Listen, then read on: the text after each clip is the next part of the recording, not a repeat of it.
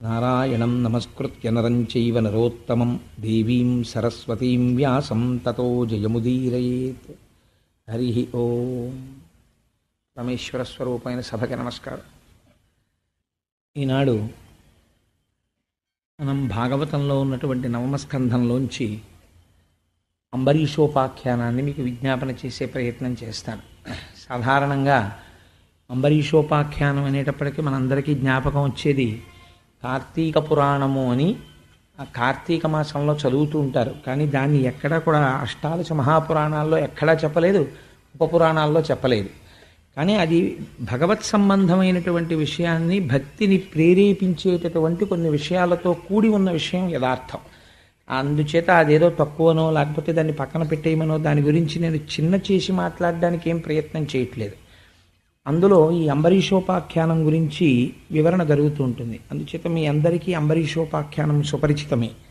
కానీ మనకి తెలుసున్న అంబరీషోపాఖ్యానాన్ని వ్యాసభగవానుడు ప్రతిపాదన చేసిన, దాన్ని పోతనగారు అద్భుతంగా ఆంధ్రీకరించిన, అందులో మనం తెలుసుకోవలసినటువంటి విషయాలు అనేకం ఉంటాయి. ఒకానొకప్పుడు ఎప్పుడో అంబరీషుడు ఏకాదశి వ్రతాన్ని చేశాడు, లేదా ద్వాదశి వ్రతాన్ని చేశాడు. దుర్వాసో మహర్షి అక్కడికి వచ్చారు. దూర్వాసుడు అంటుంటారు. ఆ దూకి దీర్ఘం ఇచ్చి మాట్లాడకూడదు, దుర్వాసో మహర్షి. అందుకని దుర్వాసో మహర్షి అక్కడికి వచ్చారు. క్రోధాన్ని పూనేరు, శపించబోయారు. సుదర్శన చక్రం అడ్డు వచ్చింది. ఆయన అన్ని లోకములకు పరిగెత్తారు. ఏంటంటే అంత అవివేకి దుర్వాసో మహర్షి అయితే ఇంకా ఆయన మహర్షి అనబడేటటువంటి శబ్దము ఆయన పట్ల ఎలా ప్రయోగిస్తాం అసలు? మహర్షి శబ్దముతలం స్వార్జితై కర్మభిశుభై అంటారు వాల్మీకి మహర్షి రామాయణంలో. అంత గొప్ప శబ్దం కదా మహర్షి అన్న శబ్దం. ఒక మహర్షి అయినటువంటి దుర్వాసుడు సుదర్శన చక్రాన్ని ప్రయోగిస్తే లోకాలన్నీ తిరిగి నన్ను కాపాడండి అని పరిగెడుతుండడమా? ఆఖరికి శ్రీ మహావిష్ణువు యొక్క పాదముల మీద పడితే, అబ్బే నా వల్ల కూడా కుదరదయా, నువ్వు వెళ్ళి అంబరీషుడు కాళ్ళు పట్టుకో అంటే వచ్చి అంబరీషుడి కాళ్ళ మీద పడ్డామా? అంటే నేను అంబరీషుడిని తక్కువ చేసి మాట్లాడటం లేదు, ఆయన మహాభక్తుడు. అంతేనా ఈ కథ? లేకపోతే ఇందులో మనం ఇవాళ తెలుసుకోవలసినటువంటి విషయం ఏదైనా ఉందా? ఎప్పుడో జరిగిపోయి భూతకాలంలో జరిగిన ఒక కథ అది అనుకోండి, అయినా మనకేం దోషం లేదు. ఎందుచేతనంటే భాగవతాన్ని చదువుకోండని వ్రాయండని అమాయకుడయ్యో తెలివి తక్కువడయ్యో వ్యాసుడు రాయలేదు, పోతన గారు ఆంధ్రీకరించలేదు. అది కేవలము కథ అయి ఉండొచ్చు, అయినా కూడా మీ జీవితాన్ని ఉద్ధరించగలిగిన శక్తి దానికి ఉంది. భారతీయ వాంగ్మయానికి ఉన్న గొప్పతనం ఏమిటో తెలుసా అండి? చాలా జటిలమైనటువంటి వేదాంత విషయాన్ని కేవల వేదాంతంగా చెప్పరు. కేవల వేదాంతంగా చెప్పాలి అంటే దానికి అర్హులైన వాళ్ళు మాత్రమే సభలో కూర్చుని ఉండాలి. ఎందుచేత అంటే కేవల వేదాంతం మాట్లాడితే అందుకోగలిగిన శక్తి అందరికీ ఉండదు. కాబట్టి దాన్ని కథ ఎందు చొప్పిస్తారు, జరిగిన ఒక విషయాన్ని కలుపుతారు, కలిపి అందులో అద్భుతమైనటువంటి స్థితిలో వేదాంతాన్ని ఆవిష్కరిస్తారు. మీ జీవితాన్ని మీరు ఎలా గడుపుకోవాలో ప్రత్యక్షంగా చెప్పరు, నువ్విలా ఉండని చెప్పరు, ఆయన అలా ఉన్నాడని చెప్తారు. ఉండి ఆయన ఏం పొందాడో చెప్తారు. కాబట్టి నువ్వు అలా పొందాలనుకుంటే అలా ఉండు అంతే. ఇక నువ్వు ఇలా ఉండు అని చెప్పవలసిన అవసరం ఏముంది? నువ్వు ఇలా ఉండు అని చెప్పవలసిన అవసరం ఉంటే ఆధ్యాత్మిక సభకి వాడు అసలు రానిరాడు. ఈశ్వరానుగ్రహం ఉంది కాబట్టే, ఏదో తెలుసుకోవాలి అని అనుకుంటున్నాడు కాబట్టే, తన జీవితాన్ని చక్కదిద్దుకోవాలి అని అనుకుంటున్నాడు కాబట్టే ఈ సభకి వచ్చి ఇంత ఇరుక్కుని 2 గంటలు కూర్చుని అందులో ఏదో ప్రయోజనం ఉంది, మా జీవితాన్ని మేము దిద్దుకోగలం అన్న ఆశతో కదా వచ్చి కూర్చున్నాడు. అంటే ఇలా వచ్చి కూర్చున్నాడంటే, అందుకే భాగవతం విన్నాడంటే కొన్ని కోట్ల జన్మల తర్వాత వింటున్నాడని గుర్తుపెట్టుకో అన్నారు. ఏ ఒక్క కథ, ఏ ఒక్క అంశమైనా మీ జీవితంలో ఒక గొప్ప మలుపుని తీసుకురావచ్చు. ప్రతి కథ అలాగే ఉంటుంది. కర్దమ ప్రజాపతి దేవహూతి దగ్గర నుంచి ఏ కథలో చూసినా మీ జీవితాన్ని మార్చగలిగినటువంటి ఒక్కొక్క కోణాన్ని స్పృశిస్తూ ఉంటాడు వ్యాసుడు. అందుకని అంబరీషోపాఖ్యానం ఒక మహాద్భుతమైనటువంటి విషయం. మీరు ఆ కోణంలో దాన్ని ఒక్కసారి అర్థం చేసుకునే ప్రయత్నాన్ని ప్రారంభం చెయ్యండి. ఆ అంబరీషోపాఖ్యానాన్ని ప్రారంభం చేసి నాభాగుని కుమారుడు, నాభాగుడు అనేటటువంటి చక్రవర్తి సామాన్యుడు కాడు. ఆయన చాలా గొప్ప రాజు. అటువంటి నాభాగుని యొక్క కుమారుడు ప్రహ్లాద్, ఈ అంబరీషుడు.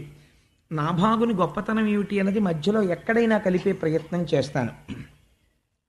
అయితే ఈయన ఎంత సామ్రాజ్యాన్ని సంపాదించాడని కానీ, పృథు మహారాజు గారిలాగా పరిపాలించడం కోసం నగరాలుగా గ్రామాలుగా ఎలా విడగొట్టాడని కానీ, లేకపోతే ఏదో ప్రహ్లాదుల్లా అమిత భక్తితో ఎలా ఉన్నాడని కానీ, లేకపోతే సంసారాన్ని పరిత్యజించడంలో వృషభుడిలా ఎలా ప్రవర్తించాడని కానీ వ్యాసుడు మాట్లాడలేదు, పోతన గారు మాట్లాడలేదు.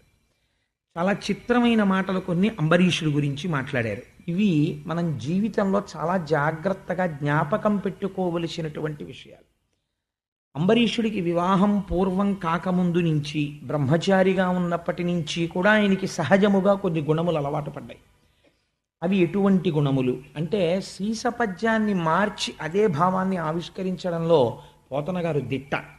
ప్రాణేశ నీమంజు భాషలు వినలేని కర్ణరంధ్రంబుల కలిమియేలా అంటారు రుక్మిణీ కళ్యాణంలో.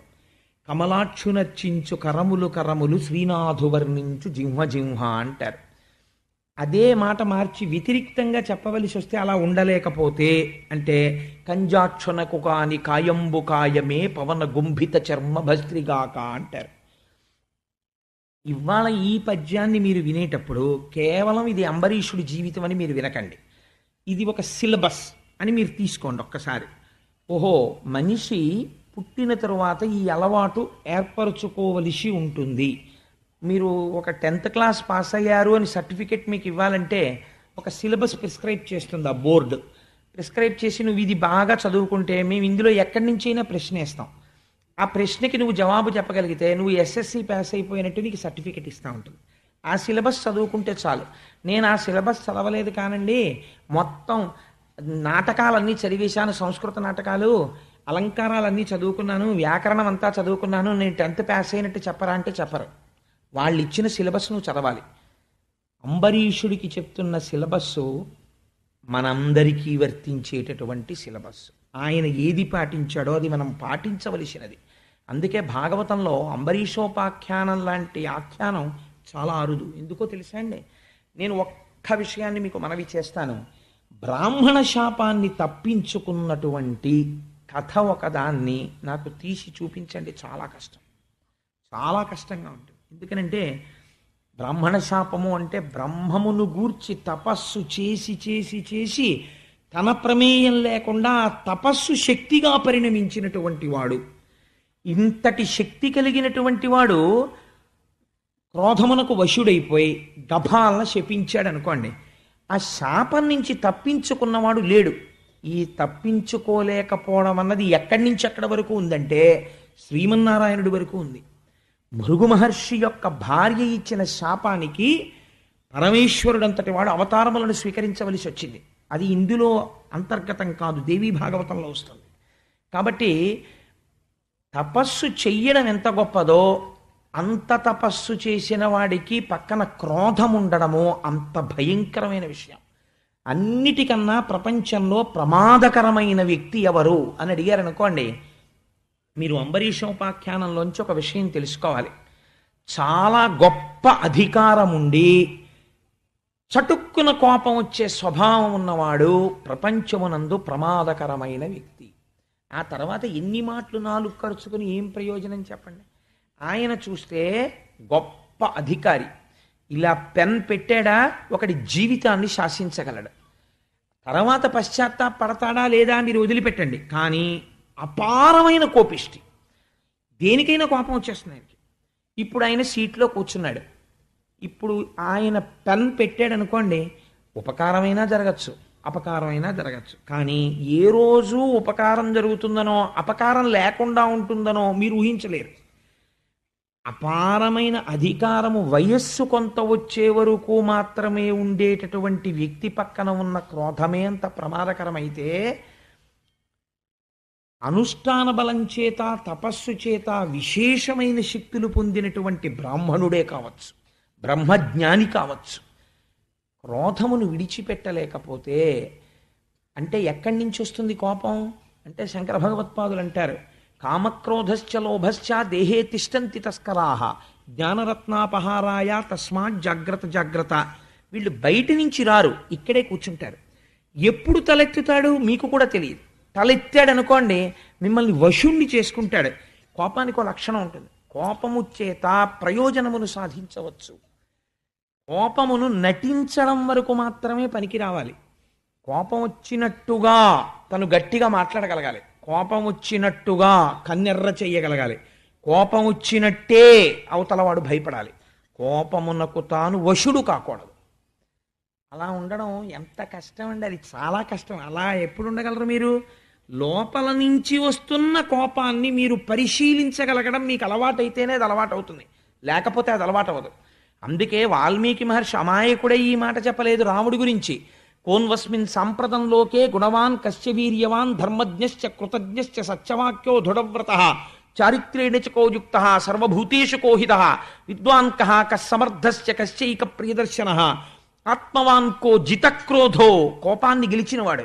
జితక్రోధో కానీ కస్య బిభ్యతి దేవాశ్చ జాతరోషస్య సంయుగే, కోపం తెచ్చి పెట్టుకున్నంత మాత్రం చేత దేవదానవులు భయపడతారో అటువంటి వాడెవరని అడిగాడు. కాబట్టి అలా ఉన్న కోపం లోకాన్ని రక్షించడానికి ఉపకరణమవుతుంది. అధికారి కోపం లేకుండా ఉండకూడదు, కోపం తెచ్చి పెట్టుకున్నట్టు ఉండాలి. మాట్లాడడం అలా ఉండాలి. తప్పు జరిగితే ఆయన మాట్లాడే మాటలు వ్యగ్రతతో ఉండకూడదు, కానీ ఒక్క మాట మాట్లాడితే ఆ మాట అవతల వాణ్ణి మార్చగలిగినదై ఉండాలి.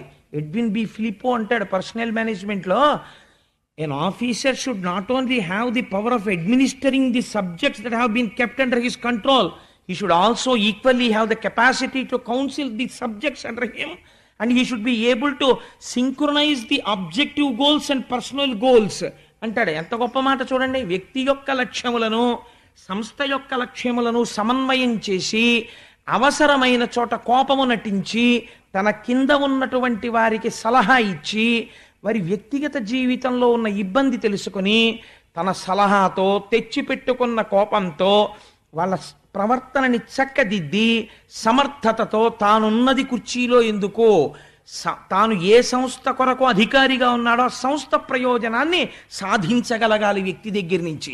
అలా పనిని రాబట్టగలిగినటువంటి సమర్థత ఉన్నవాడెవడో is called the able personal manager.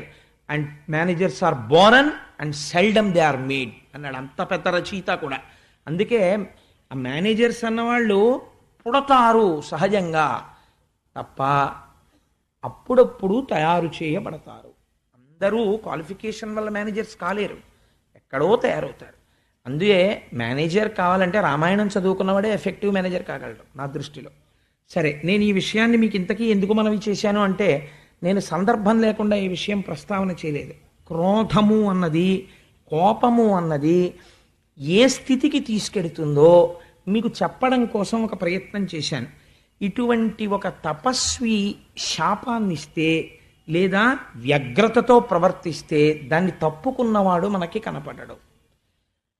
అలా తప్పుకున్నవాడు ఎవరైనా ఉంటే ఈ సృష్టిలో నాకు తెలిసినంత వరకు అంబరీషుడు. ఇది ఈ చరిత్రకున్న గొప్పతనం. అలా తప్పుకోగలగడం అన్నది సాధ్యం అవుతుందా? అయింది. అంటే ఈయనంత తపస్సు చేశాడో ఆయనంత తపస్సు చేశాడా పోని. ఎందుకంటే ఒక సందర్భంలో జరిగింది అలాగా. శపించలేదు కానీ విశ్వామిత్రుడు వశిష్ఠ మహర్షి మీదకి అస్త్రాలు ప్రయోగించేశాడు. ఆయన ఈ మాత్రం దానికి లేచి నేను యుద్ధం చేయడం ఏమిటి, చికాగ్గా ఉంటుందని చెప్పి బ్రహ్మదండాన్ని ఇలా ఎదురుగుండా పట్టుకున్నాడు. పట్టుకుంటే ఆయన వేసిన అస్త్రాలన్నింటినీ ఇది గ్రసించింది అన్నారు వాల్మీకి మహర్షి. అప్పుడు ఆయనకి చాలా బాధ కలిగింది మనస్సులో. కలిగి మళ్ళీ తపస్సు చేశాడు.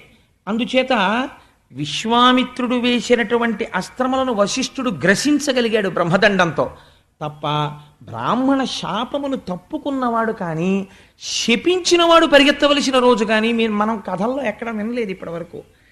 అలా చేయడానికి పోనీ ఈయన కూడా ఏమైనా తపస్సు చేశాడా అండి? అంబరీషుడు కూడా చాలా గొప్ప తపస్సు చేసి మహర్షిని దాటిన వాడై పోనీ బ్రహ్మర్షి ఏమైనా అయ్యాడా? అలా కాకుండా మరి ఎలా తప్పుకున్నాడు? ఈ కోణంలో మీరు పరిశీలన చేయండి. ఇప్పుడు మీకు గృహస్థాశ్రమం ఎంత గొప్పదో అర్థమవుతుంది. ఇప్పుడు మీరున్న ఆశ్రమం మీరు అలా తయారు కాగలిగిన ఆశ్రమం. ఆ ప్రయోజనాన్ని మీరు సాధించలేకపోతే, అది చెప్పలేకపోతే పురాణం అనవసరం అయిపోతుంది. అప్పుడు ఆ కోణంలో మీరు అంబరీషోపాఖ్యానాన్ని ఇప్పుడు ఒక్కసారి అర్థం చేసుకునే ప్రయత్నం చేయండి. అంబరీషుడు గురించి పోతన గారు అంటారు, చిత్తంబు మధురిపు శ్రీపాదముల యంద పలుకులు హరిగుణ పఠనమంద, కరములు విష్ణు మందిర మర్జనములంద, చెవులు మాధవ కథా శ్రవణమంద, చూపులు గోవింద రూపవీక్షణమంద, శిరము కేశవ నమస్కృతులయంద, పదములీశ్వర గేహ పరిసర్పణములంద, కామంబు చక్రి కైంకర్యమంద, సంగమచ్యుత జనతను సంగమంద, ఘ్రాణమసురారి భక్తాంఘ్రి కమలమంద, రసన తులసీదళములంద, రతులు పుణ్య సంగతులయంద, ఆరాజ చంద్రమునకు.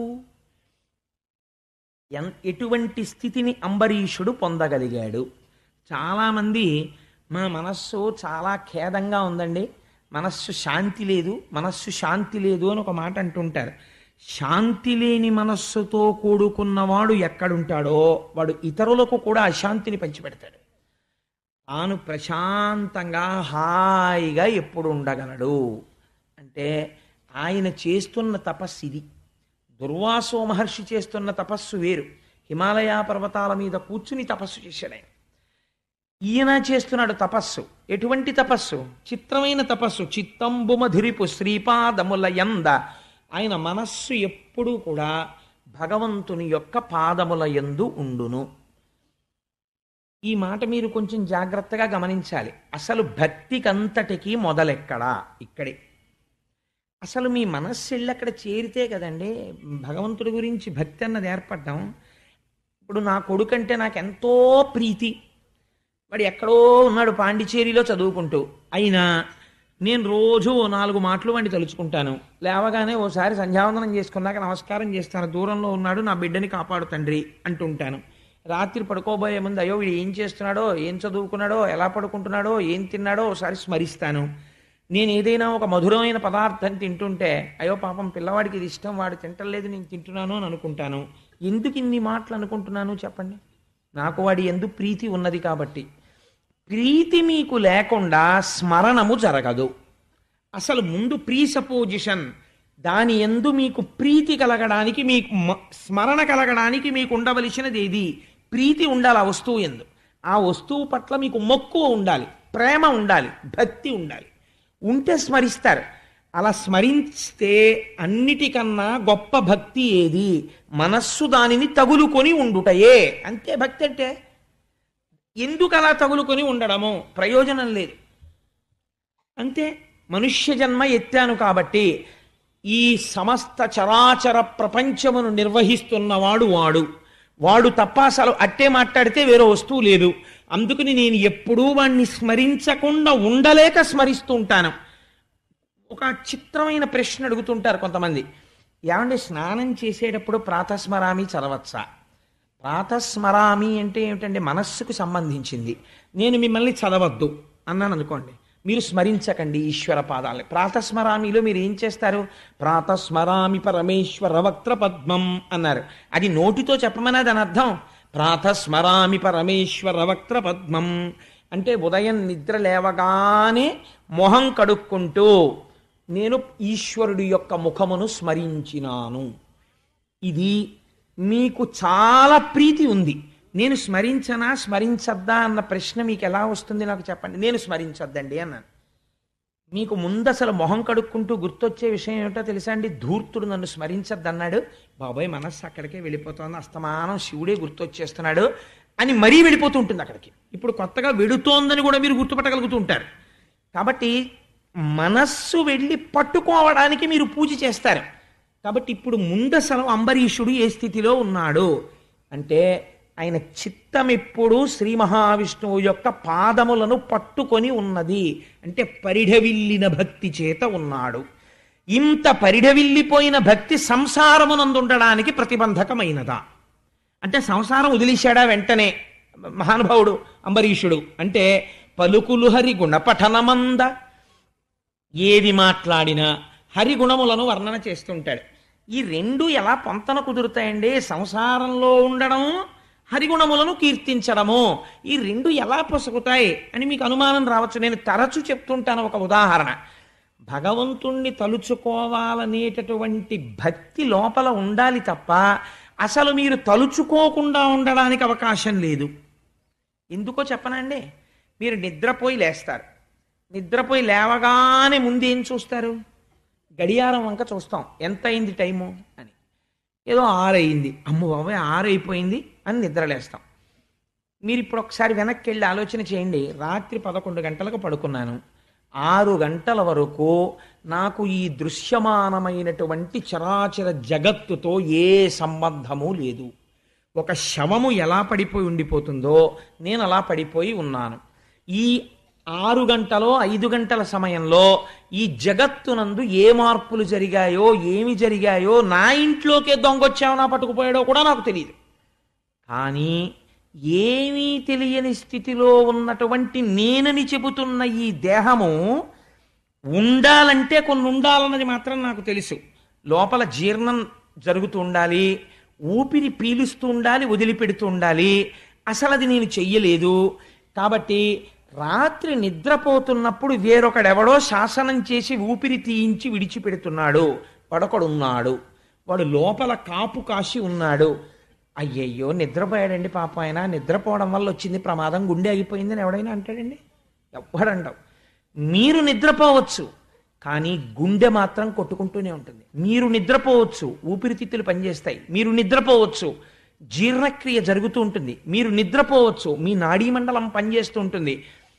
ఇలా చేస్తోందంటే మీరు చెయ్యనిది చేయిస్తున్నవాడు ఒకడు ఉన్నాడా లేడా? ఉన్నాడు. వాడు ఏం చేశాడు? 2 ప్రయోజనములు చేశాడు. రాత్రి నాకు ఇరుక లేక పడుకున్నప్పుడు ఈ దేహమునకు ప్రమాదము వాటిల్లకుండా రక్ష చేశాడు. లోపల చెయ్యవలసిన పనులన్నీ వాడు చక్కబెట్టాడు. 2, నిద్రపోవడం ప్రమాదంగా చెయ్యకుండా బడలిపోయినటువంటి నా ఇంద్రియములకు శక్తినిచ్చాడు. జ్ఞానం కోణం పక్కన పెట్టండి, అది సుషుప్తి, బ్రహ్మము, ఈశ్వరుడు, ఇంద్రియాలు పక్కన పెట్టండి. కాసేపు భక్తి కోణంతో ఆలోచించండి. వాడు రాత్రి నిద్రపోతే మిమ్మల్ని ఏం కష్టపెట్టలేదే. వాడు ఏం చేశాడు? హాయిగా మీరు నిద్రపోతే మీ కంటికి మళ్ళీ బలం ఇచ్చేశాడు, చెవికి బలం ఇచ్చేశాడు, ముక్కుకు బలం ఇచ్చేశాడు, నాలుగుకి బలం ఇచ్చేశాడు. లేచి ఉత్సాహంగా మళ్ళీ తిరిగేస్తున్నారు. ఇప్పుడు మీకు ఈశ్వరుణ్ణి స్మరించడానికి మీకు ఏమిటి కష్టం? భగవంతుణ్ణి పూజామందిరంలోకే వెళ్ళి పూజించవలసిన అవసరం లేదని నేను అనను, ప్రారంభమునందు చెయ్యవలసిందే. కానీ స్మరణ భక్తి యందు పూజామందిరం అక్కర్లేకుండా పూజ నడిచిపోతుంది. పైకి లేచి ప్రకటంగా ఏం చెప్పక్కర్లేదు. ఏం ఆశ్చర్యం ఈశ్వర, 11 గంటలకు పడుకున్నానా, పడుకునేటప్పటికి మాడు నిప్పెడుతోందా, అలిసిపోయి తెల్లవారి లేచేటప్పటికి నిప్పి తగ్గిపోయిందా, ఎంత ఉత్సాహం, కళ్ళల్లో పడిన ధూళికణాలన్నింటినీ పుసులుగా మార్చేసావా మెత్తగాను, మళ్ళీ కంటి మధ్యలో ఉంటే తీసుకోలేనని ఈ చివర ఉన్న కొలుకులోకి తీసుకొచ్చి పెట్టావా, నేను ఇలా అంటే బయటికి వచ్చేసేటట్టు. నువ్వే నీటి రూపములో ఉండి నాకు మళ్ళీ ప్రక్షాళన చేసుకోవడానికి అవకాశం ఇచ్చావా, వాయు రూపంలో ఉండి నాకు అందావా, నా ఇంద్రియముల బడలిక తీర్చావా, రాత్రి నేను పడుకుంటే నువ్వు ఊపిరి తీసి నన్ను కాపాడావా. ఈశ్వర నీకు నమస్కారం. ఒక ఉపకారం చేసిన వాడిని స్మరించడానికి మీకు బెంగ ఉండదు కదా. పోని మామూలుగా భక్తిగా ఉండలేమండి, ఒక్క ఉపకారం ఎవడో చేసి పెట్టాడండి, చేసి పెడితే మీరు వాడిని తలుచుకోరు, మీరు వెళ్ళలేకపోయారు. ఆయన స్టేషన్కి వెళ్ళి తిరుపతికి టికెట్లు తెచ్చిపెట్టాడు, మీరు ఏం చేస్తారు? మహానుభావుడు తిరుపతికి టికెట్లు తెచ్చిపెట్టాడండి, వెళ్ళి నేను వెడతానని. వెళ్ళకపోతే మర్నాడు ఆర్ఏసీ వచ్చేసిందిట, ఇబ్బంది పడిపోతాను, పాపం టికెట్లు తెచ్చిపెట్టాడని మీరు యాత్రకి వెళ్ళొచ్చే వరకు కృతజ్ఞత చెప్తున్నారే. మరి జీవితం ఉన్నన్నాళ్ళు వాడు మీకు ఉపకారం చేస్తున్నాడు, మీరు వాడిని స్మరించి వాడికి కృతజ్ఞత చెప్పడం భక్తే. ఇదే భక్తి, ఈ భక్తియే తపస్సు. కాబట్టి ఇప్పుడు ఏం చేస్తున్నాడు అంబరీషుడు? ఇలా ఉండడానికి గృహస్థాశ్రమము ఎలా ప్రతిబంధకము నాకు చెప్పండి. ఈ స్మరణమునకు గృహస్థాశ్రమం విరోధం అండి, నాకు ఎలా కుదురుతుంది, మా ఆవిడుంది, మా పిల్లలు ఉన్నారు, నేను ఎలా స్మరిస్తాను అని అంటే మీరు ఏం చెప్పాలి? నీ మనస్సు అసలు ఈశ్వరుడు ఎందుకు కుదురుకోలేదు, అందుకే నిన్న ఆలోచనలు వస్తున్నాయి. లేకపోతే కుదురుకోకపోవడం ఏంటి? నీకు కృతజ్ఞతా లక్షణం ఉంటే ప్రతి క్షణము ఈశ్వరుడే నీకు కనపడుచున్నాడు. కాబట్టి కరములు విష్ణు మందిరం అర్జనములందా. ఇప్పుడు ఈ ఉత్సాహం కలగగానే, కృతజ్ఞత కలగగానే ఏమనిపిస్తుంది? అయ్యయ్యో మనం ముందు స్నానం చేసి మందిరంలోకి వెళ్ళి ఈ లోపల ఉన్నవాడెవడో వాడు సాకారుడైనాడు బయట. లేకపోతే వ్యాసుడు వెర్రివాడై చెప్పాడా ఈశ్వరుడికో మూర్తుందని? సాకారంచ నిరాకారం నిర్గుణంచ గుణాత్మకం తత్వం తత్పరమం బ్రహ్మ ఇది వేదాంత డిండిమహ అని శంకర భగవత్పాదులు చెప్పారు వేదాంత డిండిమన్లో. సగుణ నిర్గుణాసాతు ద్విధా ప్రోక్త మనీషిభి సగుణ రాగిభి సేవ్య నిర్గుణాతుర్ విరాగిభి అని వేదవ్యాసుడు దేవీ భాగవతంలో చెప్పాడు. కాబట్టి ఈశ్వరుడు ఒకనాడు ఒక ఈ కంటితో చూడడానికి వీలైన రూపమును ధరించాడు. అంతటా నిండిన పరమాత్మని మీరు జ్ఞానము చేత ఉపాసన చేయలేరు, భక్తి చేత ఒక మూర్తిని మీరు ఉపాసన చేయగలరు. ఇప్పుడు ఆ మూర్తి కేవలము విగ్రహము కాదది, అంతటా నిండిన పరమాత్మని మీరు ఈ విగ్రహంలో చూస్తున్నారు. విగ్రహంలో ఈశ్వరుడు ఉన్నాడు, బయట ఈశ్వరుడు లేడంట లేదు. అంతటా ఉన్న ఈశ్వరుణ్ణి చూడలేని నా దైన్యమును గుర్తించి ఒక మూర్తి యందు చూసి పరవశించుచున్నాను. ఇది ఎక్కడికి వెళ్ళాలి? అంతటా చూడగలిగిన స్థితికి వెళ్ళాలి. కాబట్టి విగ్రహారాధనము దోషం ఎందుకు అవుతుంది? ఎప్పటికీ దోషం కాదది. అందుకని భగవంతుని యొక్క మూర్తి వంక చూసి పొంగిపోయి ఈ లోపల రాత్రంతా పని చక్క పెట్టిన వాడెవడో వాడే ఇక్కడ కూర్చున్నాడు నా ఇంటి ఈశాన్యంలో అని స్వామి నిన్న పొద్దున్న వేశాను పువ్వులు, అవి వడిలిపోయాయి, దుర్వాసన వస్తున్నాయేమో అని జాగ్రత్తగా నిర్మాల్యం తీసి మీరు పూజ చేయడంలో ఎంత ఆనందం ఉంటుందండి. ఇప్పుడు అది ఎప్పుడు ఉంటుంది? కృతజ్ఞతా లక్షణం ఉంటే ఉంటుంది. కృతజ్ఞతా లక్షణము లోపించిపోయింది అనుకోండి, బాగా జ్ఞాపకం పెట్టుకోండి, ఎన్ని గంటలు మీరు పూజ చేశారన్నది లెక్కలోకి రాదు. అది ఏమవుతుంది? అది రిచువల్ అంటారు ఇంగ్లీష్లో, ఒక తంతు కింద తయారవుతుంది. ఒక భయంతో చేస్తాడు పూజ. ఎలాంటి భయం తయారవుతుందో తెలుసా అండి?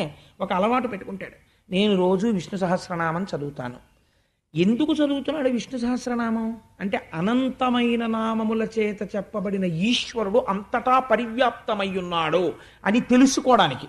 కానీ ఇది ఏమవుతుందంటే, ఏదో టైం లేదు, ఇవాళ నేను విష్ణు సహస్రం చదవలేకపోతున్నాను, బాబాయ్ నన్ను భగవంతుడు కోసేస్తాడేమో, నువ్వు ఎందుకు చదవలేదు ఇవాళ అంటాడేమో, అందుకని గబగబా చదివేద్దాం. అప్పుడు ఆ పూజ ఏమైపోతుంది చెప్పండి? అది ఒక తంతు కింద తయారవుతుంది. గంట సేపు కూర్చుంటాడు పూజ దగ్గర. శంకరాచార్యులు వారు నిలదీశారు ఇలాంటి పూజల్ని. గభీరే కాసారే విశతి విజనే ఘోర విపినే విశాలే శైలే చ భ్రమతి కుసుమార్థం జడమతి సమర్ప్యై చేత సరసిజముమానాద భవతే సుఖేనావస్థాతుం జనయ్య నజానాతి కిమహో అని అడిగారు. ఎవడు తెమ్మన్నాడు నిన్ను ఇవన్నీ? ఒక్కటి పెట్టి చెయ్యి చాలు, పొంగిపోతాను నేనన్నారు. రేపటి రోజు మనం చేసే ప్రయత్నం అదే. ఒక పృథివీలింగాన్ని పెట్టి, పూజ అంటే నిబద్ధతతో కూడుకున్నది. అది సగుణమా అంటే కరచరణాదులు లేవు, లేవా అంటే ఉన్నాయి, కాబట్టి అది అరూపరూపి. కాబట్టి ఉపాసన యందు శివాభిషేకం చేస్తే పెద్దలు ఒక నియమం పెట్టారు, పైన వస్త్రం ఉండకూడదు, చొక్కా బనీను ఉండకూడదు. ఎందుకు ఉండకూడదండి అని ఓ ప్రశ్న వేస్తే, పోల్ మీద ఫీజు వేసేవాడు గ్లోవ్స్ ఎందుకు పెట్టుకుంటున్నాడండి? పెట్టుకోకపోతే షాక్ కొట్టి కింద పడిపోతాడు కనుక. ఇంట్లో ఫ్యూజ్ వేసుకుంటే అక్కర్లేదు, కానీ పోల్ మీద ఫ్యూజ్ ముట్టుకుంటే గ్లోవ్స్ వేసుకుని ముట్టుకోవాలి. అలాగే నువ్వు ఉపాసన యందు ఒక్కొక్క మెట్టెక్కుతున్నప్పుడు లోపల దృష్టికోణం పెరుగుతోంది కాబట్టి కొంచెం మర్యాదతో ప్రవర్తించాలి అక్కడ. అందుకని ఏం చేస్తావు? బనీన్ తీయండి అని ఒకడు బతిమాలక్కర్లేదు, నువ్వు తీయాలి. ఏడు దిక్కుమాలిన శరీరం ఏమైపోతుందో అరగంట తీసేస్తేను. ఉత్తరీయం వేసుకుని శాస్త్రం ఒక మాట చెప్పింది, నీకు 2 కావాలి. ప్రపంచంలో మనుష్యుడిగా పుట్టావు కాబట్టి 2 మర్చిపోకూడదు. ఏమిటది? ఒకటి అనుభవించడం కాదు, సుఖాల్ని అనుభవిస్తూ పోతే దానికి అంతే ఉండదు. పశువుకి మనిషికి తేడా ఎక్కడా? పశువు సుఖాన్ని అనుభవించడంలో ఎప్పుడూ అంతమును కోరదు. ఆకలేసింది పరిగెత్తుకెడుతూ ఉంటుంది, తింటూ ఉంటుంది, అంతే. దానికి మైథునం చెయ్యాలనిపించింది చేస్తుంది, పడుకోవాలనిపించింది పడుకుంటుంది, పరిగెత్తాలనిపించింది పరిగెడుతుంది, మలమూత్ర విసర్జన చేయాలనిపించింది చేసేస్తుంది తప్ప ఇది సుఖమా, ఇక్కడ పడుకోవచ్చా, ఇలా ప్రశ్నదేం వేయదు. నువ్వు వెయ్యగలవు, ఇది సుఖమా అని అడగగలవు. అందుకని సుఖాల్ని త్రోసిరాదనవచ్చా అనకూడదు. గృహస్థాశ్రమంలో ఉండి నువ్వు సుఖాన్ని అడగాలి. నా భార్యా బిడ్డలతో నాకు ఐశ్వర్యంతో నేను ఆనందంగా ఉండాలి. కానీ ఎలా ఉండాలి? తామరాకు మీద నీటి బొట్టులా ఉండాలి. ఇన్ని భోగముల మధ్యలో ఉండి ఈశ్వరుడి పాదాలు పట్టుకుని ఉండాలి. అలా ఉండడానికి వైరాగ్యం ఉండాలి. వైరాగ్యం ఉండాలి, భోగం ఉండాలి. 2 కలవాలంటే అపారమైన ఐశ్వర్యము కలగడానికి కస్తూరి జలంతో అభిషేకం చెయ్యాలి. మంచి జ్ఞాన వైరాగ్యములు కలగడానికి విభూతితో అభిషేకం చెయ్యాలి. మిగిలిన వాటి సారమంతా ఈ 2 వచ్చేస్తుంది. అందుకే శివరాత్రి నాడు పురుషులందరితో అద్భుతంగా ఆ రుద్రాధ్యాయం చదువుతుంటే చక్కగా వరసలో వెళ్ళి విభూతి అభిషేకము కస్తూరి జలంతో అభిషేకము చేసుకునేటటువంటి అవకాశాన్ని దేవాలయం వారు కల్పించారు. సరే, అందుచేత కాబట్టి ఇప్పుడు ఏమైంది, ఆయన సంతోషంగా పూజ చెయ్యగలుగుతున్నాడు అంబరీషుడు. చెవులు మాధవ కథా శ్రవణమంద, చెవులు ఎప్పుడూ కూడా మాధవుడు అంటే లక్ష్మీదేవి యొక్క భర్త ఆయన కథాశ్రవణము కోసమని ఉత్సాహం పొందుతుంటాయిట. ఎందుకు పొందుతాయంటే ఈ ఐశ్వర్యం లేని వాళ్ళు ప్రపంచంలో కొంతమంది ఉన్నారు. చెవి ఉంటుంది, వినికిడి శక్తి ఉండదు. వాళ్ళు ఎంత పోగొట్టుకుంటున్నారో ఉన్నవాడికి తెలియదు. అది విచిత్రం. ఉన్నవాడు హాయిగా వెళ్ళి వినగలడు. వినగలిగిన శక్తి ఈశ్వరుడిచ్చిన ఐశ్వర్యం. వీడు దాన్ని వేరు పనులకు ఉపయోగిస్తున్నాడు. లేనివాడు తినడానికి లేక ఏడుస్తున్నాడు. ఉన్నవాడు దుర్వ్యసనములకు వాడి ఏడుస్తున్నాడు, రోగాలు తెచ్చుకొని. ఇద్దరూ దరిద్రులే. అలా వినడానికి ఐశ్వర్యము లేనివాడు వినలేక ఏడుస్తున్నాడు. వినడానికి చెవులు ఉండి వినక ఒకడు బాధపడుతున్నాడు, దరిద్రుడి. అలాంటి వాడు కాడు. ఈశ్వరుడిచ్చిన ఈ ఐశ్వర్యమును ఈశ్వరుని కొరకు వాడుతున్నవాడు. అందుకని మాధవ కథాశ్రవణమందు పూనిక ఉన్నవాడు, నేను వినాలి అని వింటున్నవాడు. చూపులు గోవింద రూప వీక్షణమంద, ఆ చూపులు చూసేటప్పుడు ఆర్తితో చూసే చూపు వేరు, ఆర్తితో చూడని చూపు వేరు. కొడుకు ఒక 3 నెలల తర్వాత హాస్టల్ నుంచి వచ్చాడు అనుకోండి, చొక్కా విప్పి బనీ నిప్పి అక్కడ పెట్టగానే తండ్రి చూస్తాడు, తల్లి చూస్తుంది. తల్లి చూడడం ఎలా చూస్తుందో తెలుసా అండి? ఏమిట్రా ఆ ఎడం భుజం మీద ఏంటి ఆ మచ్చ, నీకు పూర్వం ఉండేది కదే అని గబగబా వెళ్ళి ఆ మచ్చ ఏమిట్రా అని ఇలా ముట్టుకుని ఇలా నలిపి మట్టా ఏమైనా మచ్చ వచ్చిందా అంటుంది. అప్పుడు లేని మచ్చ ఇప్పుడు ఎందుకు వచ్చిందని పరితపించిపోయి చూస్తుంది అమ్మ కొడుకు బనీ నిప్పగానే. ఆ చూడడంలో ఆనందం ఉంటుంది. అమ్మో నా కొడుకుని చూసుకుంటుంది అమ్మ. అలా ఈశ్వరుణ్ణి చూసేటప్పుడు ఏ రోజుకు ఆ రోజు కొత్తదనం కనపడుతూ పొంగిపోతూ ఉంటాడు భక్తుడు చూడడంలో. అందుకని శిరము కేశవ నమస్కృతుల యంద, ఈశ్వరుడు శిరస్సు ఇచ్చినది దీనికి అంటే పెద్దల ముందు భగవంతుడి ముందు వంచి నమస్కరించమని. లేకపోతే బుద్ధిస్థానము వంగని నాడు నీకు నిశ్చయాత్మకమైన శక్తి ఎక్కడి నుంచి వస్తుంది ఈశ్వరుడి ముందు? కాబట్టి ఆ భగవంతుని ముందు వంగేటటువంటి శిరస్సున్నవాడు. కామంబు చక్రి కైంకర్యమంద, కామము దోషము. ఎలా? కేవలము లౌకికమునందుంటే. కామము వరము ఎప్పుడు? భగవదాభిముఖ్యాన్ని పొందితే. ఈశ్వరుడు యొక్క సేవ కావాలి అని కోరుకున్నాడు అనుకోండి, ఆయనకి కామం ఉందా లేదా అంటే కామం ఉంది. కామం అంటే కోరిక, మీరు ఇంకో రకంగా అర్థం చేసుకోకండి. కోరిక ఉన్నది. ఒక ఆయనకి ఏం కోరిక ఉన్నది? ఊటీ వెడదామని ఆయన కోరుకున్నాడు. ఇంకొక ఆయనకి కోరిక ఉన్నది, వెంకటాచలం వెడదామని కోరుకున్నాడు. ఇప్పుడు ఆయనది కామమే, ఈయనది కామమే. ఈ రెండు కామములలో ఒకటి కామమైన బంధించకుండా రక్షణ వైపుకి నడిపించేస్తోంది. ఇంకొక కామము కామమే, కానీ అది బంధనమునకు గురి చేస్తోంది. ఎందుకని? ఇటువైపు వెడుతున్నది ఉన్న కట్లు విప్పించుకోవడానికి, ఇటువైపు వెడుతున్నది కొత్త కట్లు కట్టించుకోవడానికి. కాబట్టి ఏమవుతోంది? కామమే మారుస్తుంది. అందుకే లలితా సహస్రంలో అమ్మవారు చేత్తో పట్టుకున్న 4 ఆయుధాల్లోనూ ఆ మనోరూపేక్షుకోదండా పంచతన్మాత్రసాయక నిజారుణ ప్రభాపూరమజ్జద్బ్రహ్మాండమండల. ఆ తల్లి ఆ చేతిలో మనస్సు అనేటటువంటి కోదండాన్ని పట్టుకుంటుంది. కామక్రోధములు పక్క పక్కనే ఉంటాయి. కోరిక తీరితే సుఖం, తీరకపోతే క్రోధం. కాబట్టి కోరిక ఈశ్వరాభిముఖం అయిపోయింది అనుకోండి, ఆయన తీర్చకపోవడం అన్నది ఉండదు. అయ్యప్ప స్వామి వారి దర్శనం చేసుకుందామని వచ్చాడు అనుకోండి, హాయిగా వచ్చి అయ్యప్ప స్వామి దర్శనం చేసుకెళ్ళిపోవచ్చు. అదే మీరు ఒక లౌకికుడు ఇంటికి వెళ్ళారనుకోండి, వాడు ఉండొచ్చు, ఉండకపోవచ్చు, ఉండి లేనని చెప్పించవచ్చు. కాబట్టి ఈశ్వరుడు అలా ఎప్పుడూ చెప్పించాడు. నేను ఇక్కడ లేనని చెప్పేవాడికని ఎవరికి చెప్పడం. కాబట్టి కామము ఈశ్వరానుగ్రహం వైపుకి నడిస్తే అది మీకు సిద్ధించి తీరుతుంది. అందుకని కోరిక ఉత్తమమైనది ఎప్పుడు ఈశ్వరుడి వైపుకి తిరిగింది అంబరీషుడికి. ఘ్రాణమసురారి భక్తాంఘ్రి కమలమంద. ఇదో చిత్రమైనటువంటి విషయం. భగవంతుడి పాదములకు నమస్కారం చెయ్యడం అనేటటువంటిది చాలా సామాన్యమైనటువంటి విషయం. ఎందుకని అంటే పెద్ద భక్తి లేని వాడు కూడా చేస్తాడు. ఇప్పుడు ఇలా సభలో ఉండగా వెంకటేశ్వర స్వామి వారు గభాలను ఆకాశంలోంచి పట్టుపీతాంబరం కట్టుకుని ఇలా ఒక్కసారి తప్పుకోండి అంటూ కిందకి దిగారనుకోండి, గబగబా మీ అందరూ అటు తిరిగి స్వామి పాదాల మీదకి గబగబా నమస్కారం చేసేస్తారు. ఎవరైనా ఒకవేళ కాకినాడలో ఒక 30 నిమిషాలే ఉంటానయ్యా మళ్ళీ వెళ్ళిపోవాలి, నేను రాజమండ్రి వెళ్తాను ఇక్కడి నుంచి 8 గంటలకి అన్నాడు అనుకోండి వెంకటేశ్వర స్వామి, నేను ఒక ఉదాహరణకి చెప్తున్నాను. కాకినాడలో ఇంతకు పూర్వం భగవంతుడి గురించి నమ్మని వాడు కూడా వెంకటేశ్వర స్వామి అయ్యప్ప స్వామి గుడికి వచ్చాక వెళ్ళిపోదామని గబగబా వచ్చేస్తారు, వచ్చి కాళ్ళ మీద పడిపోతారు. పెద్ద విశేషం ఏంటండి? ఎందుకైనా మంచిది, ఒక బెనిఫిట్ ఆఫ్ డౌట్ ఒకటి ఉంటుంది. ఎందుకైనా మంచిది ఉందేమో ఓ శక్తి, అది ఏమైనా చేస్తుందేమో, ఓ అగ్రత్త పుల్ల చూపించి ఇలాంటి గొడవ వదిలిపోతుంది, మనకి ఎందుకున్నాడో లేడో, అందుకని ఇలా అనేసి వెళ్ళిపోతాడు. భగవంతుణ్ణి నమ్మిన వాడు ఉన్నాడు అనుకోండి, వాడి కాళ్ళకి దండం పెట్టాలనుకోండి అహం వస్తుంది. అదేంటి, నాకు తలకాయింది వాడికి తలకాయింది, నాకు కాళ్ళు ఉన్నాయి వాడికి కాళ్ళు ఉన్నాయి, నాకు చేతులు ఉన్నాయి వాడికి చేతులు ఉన్నాయి, వాడి కాళ్ళకి నేను నమస్కారం పెట్టండి నేను పెట్టక్కర్లేదంటాడు. భాగవతుల కాళ్ళకి దండం పెట్టాలంటే వినయం ఉండాలి, అలా పెట్టడం భీష్మాచారులు వారికి చెల్లింది. అంతటి స్థితికి వెళ్ళి కూడా పెద్దలు కనబడితే వంగి వంగి వంగి వంగి దండాలు ఇట్టేవట మహానుభావుడు.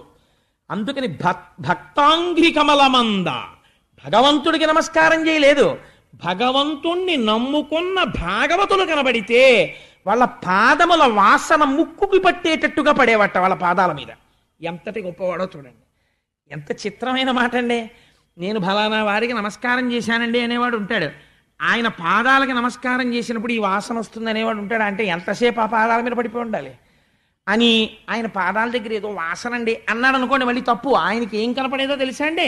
ఆయన పాదాల్లోంచి పద్మముల సుగంధం వస్తుండేది. ఎందుకని? అమ్మో ఈ పాదాలు ఎప్పుడు నా స్వామి చుట్టూ తిరిగే పాదాలు, ఇవి పద్మాలు, ఆయన లక్షణం వీటికి వచ్చిందనేవాడు.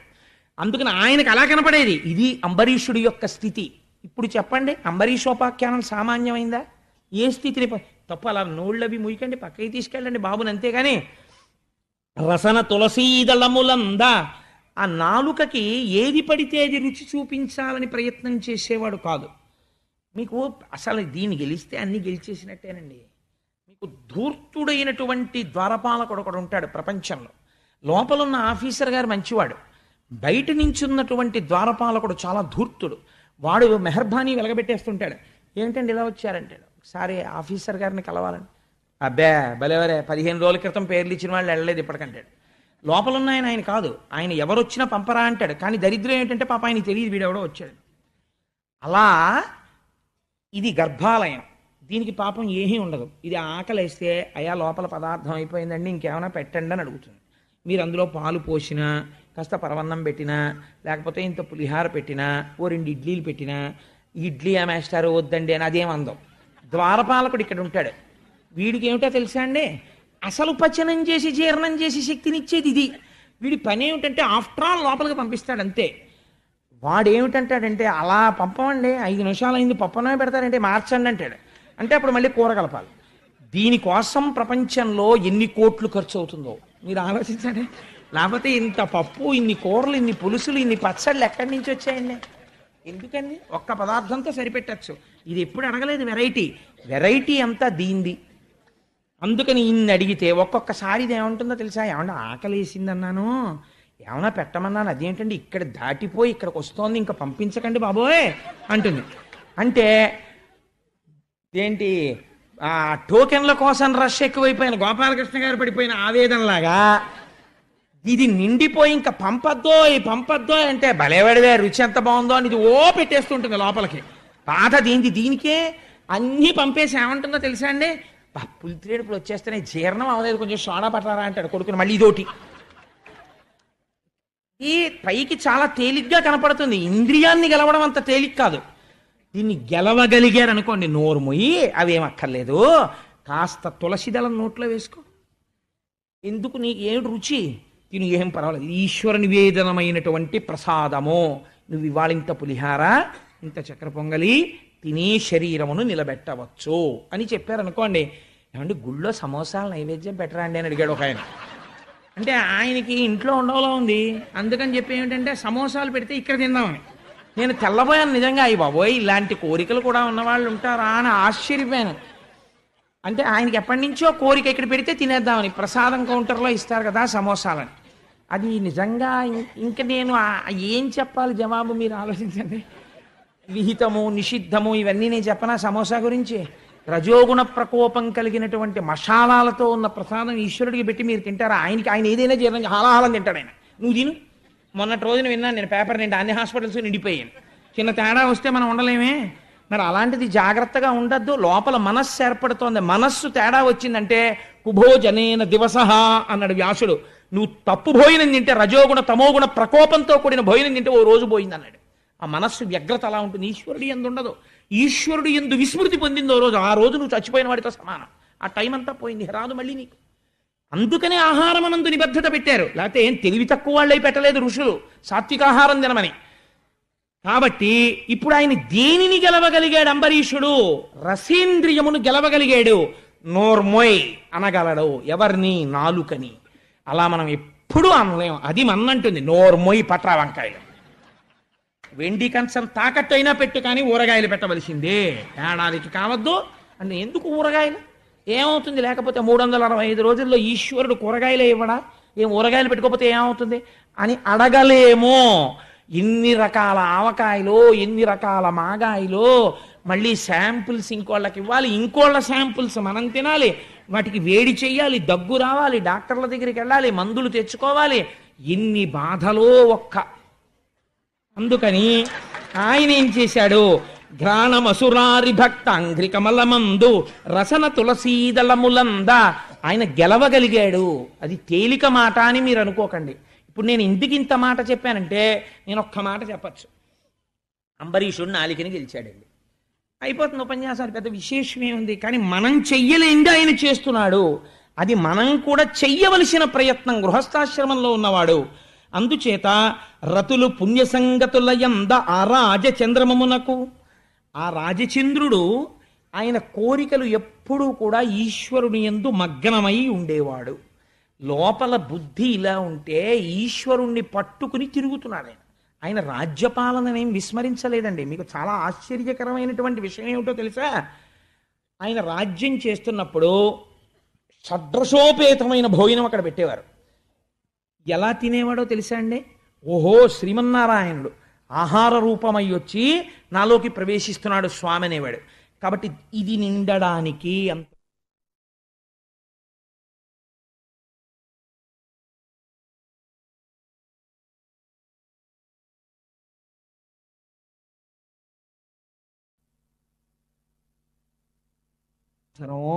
అంత పుచ్చుకునేవాడు. దీనికోసం తినేవాడు కాదు. ఈశ్వర నివేదన చేసి తాను పుచ్చుకునేవాడు. ఈశ్వరుడికి నివేదన చేసేటప్పుడు సత్వగుణ ప్రధానమైన పదార్థం పెడతాం కాబట్టి ఆయనకి పెట్టి తాను తినాలి కాబట్టి అలా తినేవాడు. ఎవరైతేనైనా మాట్లాడుతున్నాడు అనుకోండి, అబ్బా టైర్ అయిపోయానండి ఇంక అనేవాడు కాదు. ఎందుకని? శ్రీమన్నారాయణుడు వస్తున్నాడు నన్ను చూడడానికి, అస్తమానం ఎన్ని రూపాల్లో వస్తున్నాడో నా స్వామి అనేవాడు. అందుకే పోతన గారు ఎంత గొప్ప పద్యం ఇచ్చారంటే, హరియని సంభావించును హరియని దర్శించునంటూ నాఘ్రాణించున్ హరియని రుచిగొన్నదలచును హరిహరిఘను అంబరీషు అలవియ పొగడన్. అంబరీషుణ్ణి మేం పొగడలేమన్నారు. ఎందుకని? ఒక్కటే కారణం, హరియని సంభావించును. ఏది కనపడనివ్వండి ప్రపంచంలో, ఏ వస్తువు కనపడనివ్వండి, అప్ప నా స్వామి ఎన్ని రూపాలతో కనపడుతున్నాడో బాబోయ్ ఇవ్వాలంటుండేవాడు. విష్ణు సహస్రనామం పట్టుకుని సహస్రశీర్షవదన అని లలితా సహస్రం పట్టుకుని అనడం కాదు, బయటికి వచ్చి విశ్వం అది విష్ణు సహస్రానికి మొదటి మాట. అంతటా నా స్వామి ఎన్ని ముఖాలతో ఉన్నాడో అనగలిగితే, ఇలా అనకుండా నువ్వు అనగలవా? ఇన్ని ముఖాలతో అయ్యవారిని చూస్తుంటే అలా అనగలిగాడు అంబరీషుడు. అంతటా ఈశ్వర దర్శనం చేశాడు. హరియని దర్శించు అంటూ నాఘ్రాణించు. ఏదైనా వాసన చూస్తే ఈ వాసన కూడా హరే, శ్రీమన్నారాయణుడే ఈ వాసన రూపంలో ఉన్నాడు అని పీల్చేవాడు. ఏదైనా ముట్టుకుంటే ఇది శ్రీమన్నారాయణుడే, పంచభూతములుగా ఆయనే ఉన్నాడని ముట్టుకునేవాడు. హరియని రుచిగొన్నదలచును. నాలుకకు పెట్టేటప్పుడు ఎలా పెట్టేవాడో తెలుసా అండి? తను తింటున్నానని తినేవాడు కాదు, ఇది శ్రీమన్నారాయణుడని నాలుక మీద పెట్టుకునేవాడు. హరిహరిఘను అంబరీషున లవియ పొగడన్. ఇలాంటి వాడిని పొగడడానికి అబ్బబ్బా అనకూడదు. కాబట్టి పోతన గారెంత అందంగా పద్యం పూర్తి చేశారని చూడండి. హరిహరి ఈయన్ని పొగడం ఎవరికి తరం రా అన్నారు. ఆయన కూడా అంబరీషుడు గురించి చెప్పడం మొదలెట్టినంత మాత్రం చేత పద్యంలో హరిహరి పడిపోయింది. అంబరీషుడి గురించి విన్నంత మాత్రం చేత నీలో జీవితంలోకి హరిహరి ఎందుకు ప్రవేశించదు? ఆంతరమునందు మీకు ఒక అభయాన్ని కటాక్షిస్తున్నారు. అతనికి ఇహమా అని హరులందు కరులందు ధనములందు గేలి వనములందు పుత్రులందు బంధుమిత్రుల యందును పురమునందు అంతిపురమునందు.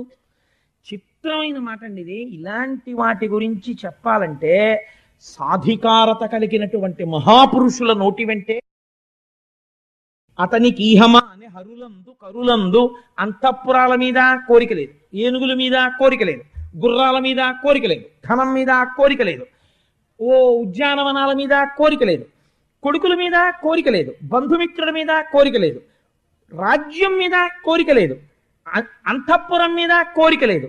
ఎక్కడున్నాడు ఇవన్నీ కోరిక లేనివాడు? అక్కడే ఉన్నాడు. అదేమిటండి మరి అంత కోరిక లేనివాడు అక్కడ ఎలా ఉంటున్నాడు? భార్య మీద కోరిక లేదు, భార్యతో ఉన్నాడు. అంతఃపురం మీద కోరిక లేదు, అంతఃపురంలో ఉన్నాడు. కొడుకుల మీద కోరిక లేదు, కొడుకులతో ఉన్నాడు. రాజ్యం మీద కోరిక లేదు, రాజ్యం వెళ్తున్నాడు. ఇలా ఎలా ఉంటాడు అంటే దీన్ని కర్తవ్యనిష్ట అంటారు. వెర్రిగా వ్రేలాడడం లేదు. కొడుకున్నాడు, నాకో కర్తవ్యం ఉంది తండ్రిగా. ఏమిటి కర్తవ్యం? వాడికి ఒక మంచి కాలేజీలో చేర్చడం, వాడు అడిగినప్పుడు ఫీజు కట్టడం, వాడితో మాట్లాడినప్పుడు నన్ను చదువుకుని వృద్ధిలోకి రావాలి అని తండ్రిగా మంచి మాటలు చెప్పడం. ఇప్పుడు వాడు ఏ కారణం చేతనైనా పాడయ్యాడు, తప్పు చేశాడు, వాడు ఆ తప్పు దిద్దుకునేటట్టుగా మళ్ళీ 4 మంచి మాటలు చెప్పడం, దానివల్ల తండ్రిగా నేను పడే ఖేదాన్ని వాడికి చెప్పగలగడం, వాడు గుర్తించేటట్టు చెయ్యడం. అయిపోయింది నా కర్తవ్యం. ఇంకంతకన్నా అయ్యో అయ్యో అయ్యో అని మీరు బెంగ పెట్టేసుకుంటే, లంపటం పెట్టేసుకుంటే వాడు మారిపోతాడా? మీరు పాడైపోతారు కాదండి. మీ దృష్టి వాడి మీద ఉండిపోతుంది, వాడు మాత్రం బాగుపడ్డం. ఈ లంపటము మీరు కోరుకుంటే తీరేది కాదు, ఈశ్వరుడు మారుస్తాడు. మారిస్తే ఏమవుతుందో తెలుసా అండి? కర్తవ్య దృష్టిలో కెడతాడు. నేను ఇది చెయ్యాలి అందుకని చేస్తాను, వాడు నా కొడుకు కాబట్టి నేను ఈ పని చెయ్యాలి చేస్తాను, ఈమె నా భార్య నేను ఈమె యందు ఈ పని చెయ్యాలి చేస్తాను, నేను ఈ రాజ్యమును పాలిస్తున్నాను కాబట్టి రాజుగా నా కర్తవ్యం చేస్తాను.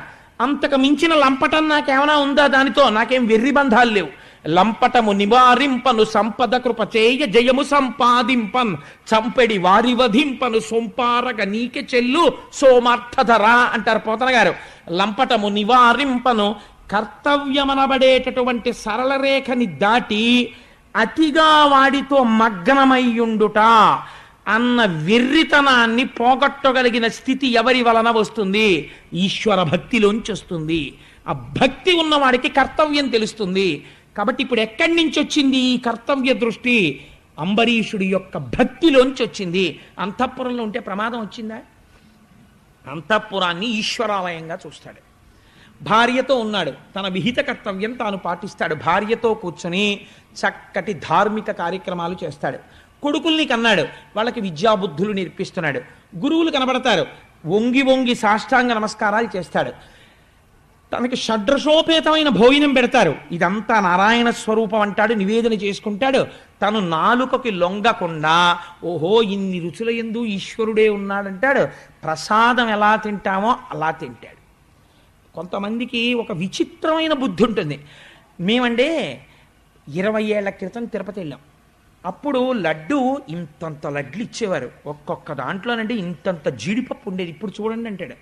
20 ఏళ్ల క్రితం తిరుపతి వెళ్ళిన వాడివి, ఆ తర్వాత 20 ఏళ్ల వరకు నీ జీవితంలో మళ్ళీ తిరుపతి వెళ్ళలేకపోయావు. నువ్వు అమెరికాలో లేవు, చైనాలో లేవు, ఇండియాలో ఉండి రాత్రి రైలు ఎక్కి పడుకుంటే 150 రూపాయలు పుట్టి 20 ఏళ్లకి కానీ నేను మళ్ళీ తిరుపతి వెళ్ళలేకపోయానని వాడు ఏడవలేదు.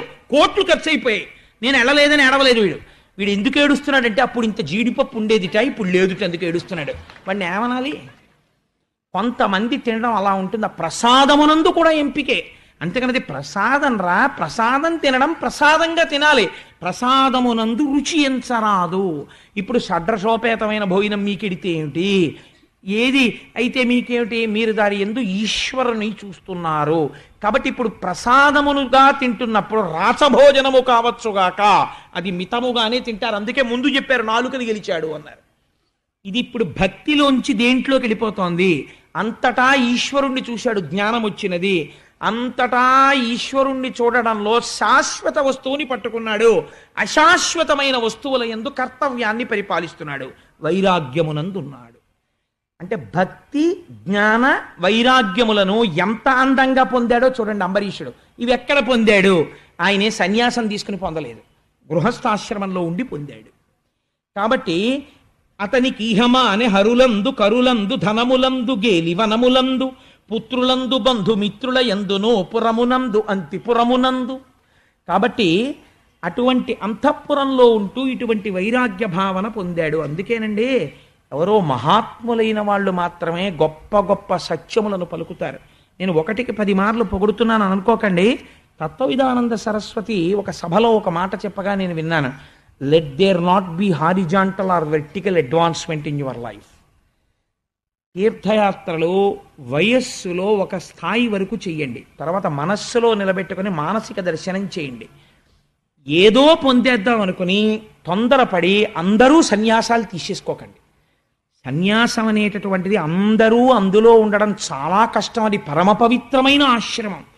అందుకని సన్యాసము తీసేసుకోక్కర్లేదు, తీర్థయాత్రలే చేసేయక్కర్లేదు. మీరు గృహస్థాశ్రమంలో ఎలా ఉండి తరించచ్చో అలా తరించండి అని ఒక సభలో ఆయన చెప్పారు. ఇలా చెప్పడానికి ఎంత సమర్థత ఉంటే చెప్పగలరు చూడండి. వెంటనే ఆయన ఓ మాట చెప్పారు, మరి మీరెందుకు సన్యాసి అయ్యారని అడుగుతారేమో. It has been forced on me. ఈశ్వరుడు నా యందు సన్యాసమును విధించినాడు. అలా ప్రకటించుకోగలగడం, అలా మాట్లాడగలగడం ఎంత గొప్ప విషయం. అందుకే నేను మొన్నటి రోజునన్నా మరి దర్శనము త్రివేణి సంగమమునందు మునుకా అని. కాబట్టి అలా పరమ పవిత్రమైన జీవితాన్ని గడుపుతున్నటువంటి స్థితిలో ఆయన సరస్వతీ నదీ తీరంలో అశ్వమేధయాగం చేశాడు. దానికి వశిష్ఠాది మహర్షులు వచ్చారు. ఆ మహర్షులందరినీ సేవించాడు, భూరి తాంబూలములనిచ్చాడు. 1 సంవత్సరం పాటు ద్వాదశీ వ్రతం చెయ్యాలి అని అనుకున్నాడు. అంటే ఏకాదశి వ్రతం కదండి అని మీరు అనుకోకండి. ఏకాదశి వ్రతం అన్నా ద్వాదశీ వ్రతం అన్నా తేడా ఏం లేదు. ఏకాదశి అంటే దశమి నాటి సాయంకాలం నుంచి ఉపవాసాన్ని ప్రారంభం చేస్తారు. ఉపవాసం అంటే అశనము అని శాస్త్రంలో మాట ఉంది. అశనము అంటే వీడి కిందటి జన్మలలో ఉన్నటువంటి దరిద్రమును అనుభవించడానికి ఈ జన్మలో ఐశ్వర్యమున్నా ఆకలి వేస్తున్నా తినకుండా తనని తాను ఒక రోజు మార్చుకుంటే అశనం అంటారు. ఈశ్వరుడి దగ్గరగా బుద్ధి నిలబడడానికి ఎంత సాత్వికమైన పదార్థం తిని శరీరం నిలబెట్టుకోవాలో ఈశ్వరార్పితమైన సాత్వికమైన అంత ప్రసాదమును తిని నిలబెట్టుకుంటే ఉపవాసం అంటారు. అందుకే రేపటి మహాశివరాత్రి నాడు జన్మానికొక్క శివరాత్రి అన్నారు. ఆ ప్రసాదం ఇంటి దగ్గర ఎందుకు? ఉపవాసం చేసే వాళ్ళందరూ పేర్లు ఇస్తే మాకు అంచనా తెలియాలి కదా. ఇక్కడే ప్రసాదం చేసి మధ్యాహ్నం ఈశ్వరుడికి నివేదన చేసి మీకు ఉపవాసంతో శరీరం నిలబడడానికి కావలసిన ప్రసాదం మేమే పెడతాము అని దేవస్థానం వారు ముందుకొచ్చారు. ఉపవాసం అంటే మరి అలా కదండి నడవాలి శివరాత్రి నాడు. కాబట్టి ఏకాదశి వ్రతం చేస్తున్నాడు. ఏకాదశి నాడు ఉపవాసం చెయ్యాలి, ద్వాదశి నాడు పారణ చెయ్యాలి. పారణ అంటే ఎంత తొందరగా వీలైతే అంత తొందరగా పదార్థాన్ని తినేయచ్చు. సూర్యోదయం అవగానే భోజనం చేసేసాడు అనుకోండి, ఏమీ తప్పు లేదు. నిత్యానుష్ఠానం చేసేసుకుని భోజనం చేసేయచ్చు. ద్వాదశి నాడు 1 గంటకి లంచ్ టైం వరకు నేను తినకూడదేమో అంటే ఇలా వేళ్ళు విరిచేసుకుంటూ కూర్చోక్కర్లేదు, సూర్యోదయం అవగానే తినేసేయచ్చు. కాబట్టి ద్వాదశి నాడు పారణ చెయ్యాలి. కానీ ఒక చిత్రం జరిగింది. ఈయన గృహస్థాశ్రమంలోకి వెళ్ళాడు. ఇప్పుడు ఈయనకి వివాహం అయింది. ధర్మపత్ని ఆయనకి తగినటువంటి పత్నిని పొందాడు. ఆవిడ ఈయన కలిపి ఒక మాట అనుకున్నారు. ఇది మీరు చాలా గమనించవలసినటువంటి మాట. బహుశా ఎక్కడో తప్ప భార్యాభర్తల మధ్య ఇలాంటి చర్చలు రావేమో. అంబరీషుడి జీవితంలో వచ్చింది. ఆవిడంది, ఏమండి మనం 1 సంవత్సరం పాటు ఏకాదశి వ్రతం చేద్దాం అంటే ఆయన అన్నాడు, అయితే కార్తీక మాసంలో మొదలు పెడదాం. మొదలుపెట్టి వచ్చే సంవత్సరం కార్తీక మాసంలో ద్వాదశి తిథి నాడు పారణ చేద్దాం, అప్పటి వరకు ఉపవాసం. అంటే ఏమిటో తెలుసా అండి, అసలు ఉపవాసం అంటే రామాయణంలో చెప్తారు. పూజా మందిరంలోకి వెళ్ళి పడుకుంటారు భార్యాభర్తలు. ఈశ్వరుడు యొక్క పాదముల దగ్గర పడుకుని శరీరము నిలబడడానికి కావలసినంత ఆహారమే తింటూ బ్రహ్మచర్యమును పాటిస్తూ నిరంతరము భగవన్నామ స్మరణము చేస్తూ మళ్ళీ నాలుక మీదకి అన్ని రకాల పదార్థాలతో కూడినటువంటి భోజనాన్ని స్వీకరించడం అన్నది, అన్నం తినడం అనేటటువంటిది, అన్నాన్ని అన్నంగా భోజనంగా చేయడం అన్నది ద్వాదశి నాడే. ఒక సంవత్సరం అటువంటి వ్రతం చేద్దామండి. ఈయనే ఇటువంటి వాడంటే ఈయనకి తగిన భార్య వచ్చింది. గృహస్థాశ్రమం దేనికో తెలుసా అండి? జీవితాలు పండించుకోవడానికి పనికొస్తుంది ఒకళ్ళకొకళ్ళు. అందుకే గృహస్థాశ్రమం గురించి ఒక మహానుభావుడు అన్నాడు, అది పడవ తెడ్డు అన్నాడు. నాకు ఎంత నచ్చిందో ఆ మాట నిజంగా. మీరు చూడండి, పడవ నడుస్తుంది. పడవ నడవాలంటే ఏం వేస్తారు? తెడ్డు వేస్తారు. తెడ్డు ఎక్కడ పెట్టి వేయాలి? పడవలో పెట్టే వేస్తారు. పడవకే ఇలా 2 గాడిలు ఉంటాయి. ఆ 2 గాడిల్లో తెడ్డు పెట్టి ఆయన అలా కూర్చుని, ఆయన ఎక్కడో కూర్చుని తెడ్డేయడు, ఈ పడవలోనే కూర్చుంటాడు. కూర్చుని ఈ పడవకున్నటువంటి 2 గాడిల మధ్యలో తెడ్డు పెట్టి ఏదో అలవోకగా పాట పాడుతూ ఇలా ఊగుతూ ఈ తెడ్డెత్తి నీటి వెనకాతలకి గుచ్చుతాడు. గుచ్చి ఇలా లాగుతాడు. లేకపోతే నీటిని భూమిలాగా తెడ్డుపడి ఇలా వెనక్కి నీటిని తోసి ఆ శక్తితో పడవని ముందుకు తోస్తుంది. ఏ నీటి యందు నువ్వు ప్రయాణం చేస్తున్నావో, ఏ నీటి యందు పడిపోకూడదు అనుకుంటున్నావో ఆ నీటి యందే పడవ ఉంది, తెడ్డు ఉంది, దాటేవాళ్ళు ఉన్నారు. ఆ నీటిని వెనక్కి తోస్తూ తెడ్డు నడుపుతోంది. తెడ్డును ఆధారం చేసుకుని పడవ నడుస్తోంది. పడవ లేకుండా ఉట్టినే నించుని తెడ్డేయమనండి, వేయలేడు. తెడ్డు లేకుండా పడవ నడపమనండి, నడపలేడు. పడవ, తెడ్డు, కింద నీరు, ఈ నీరే ప్రతిబంధకం వెళ్ళడానికి. ప్రతిబంధకమైనటువంటి నీటిని తనకి అనుకూలంగా మార్చుకుంటున్నాడు. పడవలోనే కూర్చుని పడవకి తెడ్డును వాడుతూ. ఏ సంసారము ఈశ్వరుణ్ణి చేరడానికి ప్రతిబంధకమైందో ఆ సంసారములో ఉంటూ ఈశ్వర పాదములనేటటువంటి పడవెక్కి భార్యాభర్తలు కూర్చుని సంసారమును వెనక్కి తోస్తూ ఈశ్వరుడి వైపుకి అభిముఖులై మారి మారి ఈవిడ తెడ్డెయ్యాలి, ఆయన తెడ్డెయ్యాలి. ఈయన అలిసిపోయబ్బా చాలేవే ఇంకా పూజలు అవిని ఈ సంవత్సరం ఏమీ చెయ్యొద్దంటే, పోనీ మనం ఈ సంవత్సరం పెద్ద డబ్బు ఖర్చు పెట్టక్కర్లేదు, ఓ పని చేద్దాం.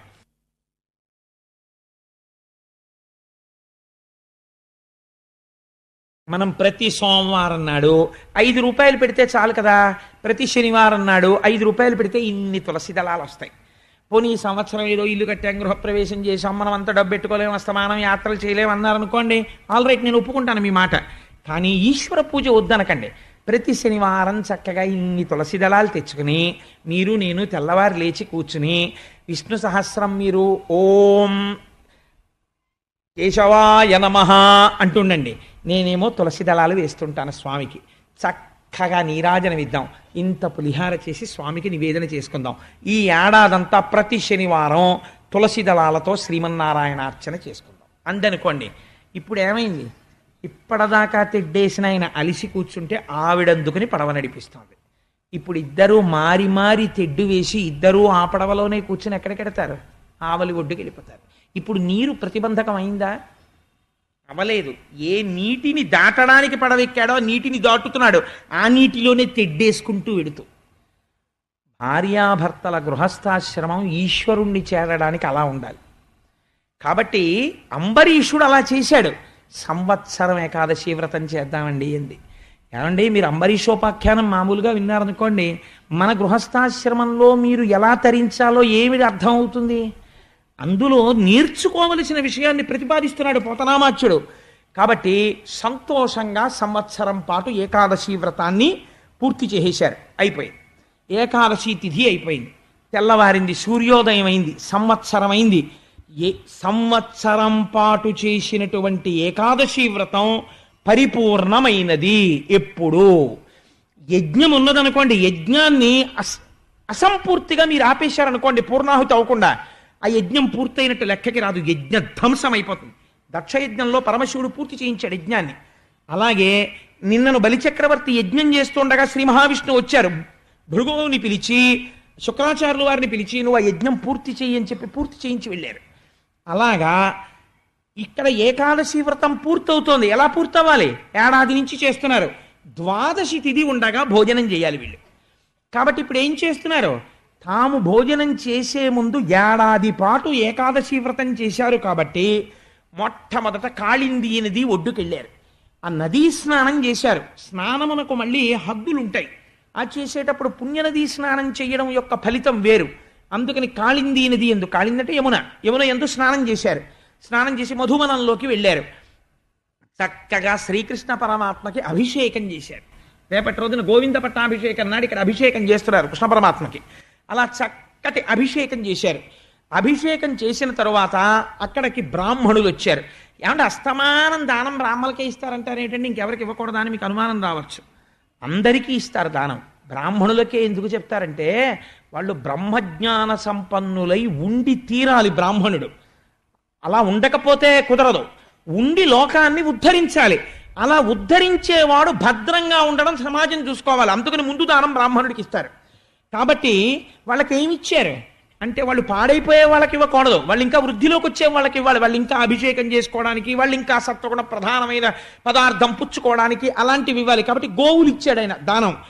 ఎటువంటి గోవులు ఇచ్చాడు? పాలేరై పరవంగా దగ్గరుచులు ఎబ్రాయంబులై రూపముల్మేలై ధూర్తలుగాక వెండి గోరిజల్ హేమోరు శృంగంబులుంగ్రాలన్ గ్రేపుల ఎర్ర నాకుచును రంగఛాయలయ్యున్న మందాలన్ న్యర్బుద షట్కమిచ్చే విభుడుజ్జద్వైదిక శ్రేణికిన్. గొప్ప బ్రాహ్మణులకు ఎటువంటి ఆవుల్ని దానం ఇచ్చాడంటే బంగారంతో కొమ్ములు చేయించి వాటికి తగిలించాడు, వెండితో డెక్కలు చేయించాడు, దూడలతో కూడినటువంటి ఆవుల్ని తెచ్చాడు. అవి మంచి వయస్సులో ఉన్న ఆవులు. ఇలా దూడలు వెళ్ళి పొదుగు ముట్టుకుంటే శిరములలోంచి పాలని స్రవిస్తున్నాయి. అటువంటి ఆవులను మందల మందలుగా తీసుకొచ్చాడు. ఈ ఆవుల్ని దానం చేశాడు. ఈ దానం అంతా అయిపోయింది. పెక్కండ్రు విప్రవరులకు గ్రక్కున అతి భక్తి తోడ కడుపుల నిండన్ జొక్కపుటన్నంబిడి విభుడొక్కడే పారణము చేయనుద్యోగించన్. అన్నం పెట్టడం ఒక మర్యాద ఉంటుంది. అన్నం పెట్టడం భూతతృప్తి వేరు, భోజనం పెట్టేటప్పుడు బ్రాహ్మణ సమారాధన వేరు. అది పెట్టేటప్పుడు ఒక మాట చెప్తారు. ఏమిటి చెప్తారంటే ఆచమనాన్ని వేసి చేతిలో నీళ్లు వేసి, మీరు ఏ ఇంట్లో ఏ కులదైవాన్ని పూజిస్తారో, నేను ఒక శివారాధకుడిని అని అనుకోండి, పరమేశ్వర స్వరూపాయ బ్రాహ్మణాయ తుభ్యం నమః అని ఔపోసన వడ్డిస్తారు. వడ్డించేసి ఊరుకోకూడదు, పూర్తవదు. ఉత్తరాపోసనం వేయాలి. అంటే వాళ్ళు భోజనం చేసిన తర్వాత మళ్ళీ ఉత్తరాపోసనం అని మళ్ళీ విస్తరికి సత్యం తత్తేన పరిశించామి అని మళ్ళీ ఆ విస్తరికి నీళ్లు తిప్పుతారు. అది వేసి ఎడంచేయి కడుక్కోవడానికి నీళ్లు పోయాలి. పోస్తే అప్పుడు బ్రాహ్మణ సమారాధన పూర్తయినట్టు. పూర్తయిన తర్వాత మీ ఇంట్లో ఉన్న పదార్థము అంటే భక్తికి హద్దు చెప్తున్నాను నేను. ఎదురుగుండా ఉన్నవాడు ఈశ్వరుడు అన్న భావన యందు మీరు భావన చేస్తే భావనామాత్ర సంతుష్టాయి నమః ఈశ్వరుడు తింటాడు. అప్పుడు ఆ మిగిలిన పదార్థం ఏమవుతుందంటే వంటింట్లోది బ్రహ్మము వచ్చి తినగా మిగిలిన భుక్త శేషం అవుతుంది. ఇప్పుడు దాన్ని తింటాడు. దీనివల్ల విజయం వస్తుంది. కాబట్టి ఇప్పుడు ఏం చేశాడు అంటే కడుపులు నిండే వరకు అయ్యా తొందరపడకండి, మెల్లగా తినండి, మెల్లగా తినండి అంటూ పెట్టాడు. పెట్టి వాళ్ళందరూ కడుపు నిండా తిన్న తర్వాత ఇప్పుడు తను ద్వాదశి పారణ చెయ్యాలి, తను కూడా భోజనం చెయ్యాలి. అందుకని తను కూడా భోజనం చేద్దామని అందరి భోజనము అయిపోయే వరకు అభ్యాగతి భుజించరాదు. అతిథులందరూ భోజనం చేసేసిన తరువాత అప్పుడు అభ్యాగతికి వడ్డించాలి. శ్రీనివాస కళ్యాణం దగ్గర నుంచి ఇదే లక్షణం. అందుకని అతిథులందరికీ ముందు భోజనం పెట్టాడు. అందరిది అయిపోయింది. అడిగాడు, అందరూ చేశారా? అందరూ చేసేశారండి. ద్వాదశి వెళ్ళిపోకుండా మీరు పాలన చేయండి అన్నారు. ఆల్ రైట్, నాకు కూడా వడ్డించండి. విస్తరేసుకున్నాడు. ఇక భోజనం చేద్దామని అనుకుంటున్నాడు. ఉద్యోగించన్ సిద్ధపడుతున్నాడు. సిద్ధపడుతుండగా భాసుర నిగమ పదోపన్యాసుడు సుతపోవిలాసుడు అనుపమ యోగాభ్యాసుడు రవిభాసుడు దుర్వాసుడు అతిథి అయ్యతన్ నివాసంబునకున్. దుర్వాసుడు గురించి ఒక్క తప్పు మాట మాట్లాడలేదు పోతన గారు. తొందరపడి మనం ఎక్కడో కార్తీక పురాణంలో చదివామని మీరు తీర్పు చెప్పకండి. ఎటువంటి మాట వేశారో చూడండి. ఆయన భాసుర నిగమ పదోపన్యాసుడు. ఆయన సర్వకాలములయందు వేదములయందు వేదాంతములయందు బుద్ధిని నిక్షేపించినవాడు. గొప్ప తపస్సుని పాటించినటువంటి వాడు. సూర్యుడు ఎలా ఉంటాడో అటువంటి తేజస్సుని పొందినటువంటి వాడు. అంతటి గొప్ప తపస్సు చేశాడు. దుర్వాసో మహర్షి అంటే ధర్మాన్ని చూద్దామని ఒకసారి 10,000 సంవత్సరాలు తపస్సు చేశాడు. తపస్సు చేస్తే ధర్మము ఆయనకి సాకారంగా కనపడలేదు. దత్తాత్రేయుల వారితో కలిసి చేశాడు. ఆయన కమండలంలో నీళ్లు తీసుకున్నాడు. 10,000 ఏళ్ళయింది నీకు కనపడడానికి ఏమిటి ఇబ్బంది అని పరిగెత్తుకొచ్చాడు ధర్మం. వచ్చి తనతో పాటు ఉన్న పరివారాన్ని చూపించి శపించకయా అన్నాడంటే ఆయన అన్నాడు, ఈ మాట మర్యాద నీకు ముందు ఉండాలి. తపస్సు చేస్తున్నప్పుడు వస్తే గౌరవిద్దును. నువ్వు రాలేదు కాబట్టి నీళ్ళెట్టుకున్నాక వచ్చావు కాబట్టి నిన్ను శపిస్తున్నాను. 3 జన్మలెత్తు. ఓసారి రాజుగా పుట్టు, ఓసారి ఏదో భయంకరమైనటువంటి రాజ్య పరిపాలన చెయ్యడానికి అర్హత లేని స్థితిలో పుట్టు, ఒకసారి నువ్వు రాజపరిపాలన చెయ్యడానికి వీలు లేనిటువంటి వాడివై కేవలం సలహా చెప్పడానికి పనికొచ్చేటట్టు జన్మలెత్తు అంటే అప్పుడే ధర్మరాజుగా విదురుడిగా అవన్నీ జన్మలెత్తాడు ధర్మదేవత.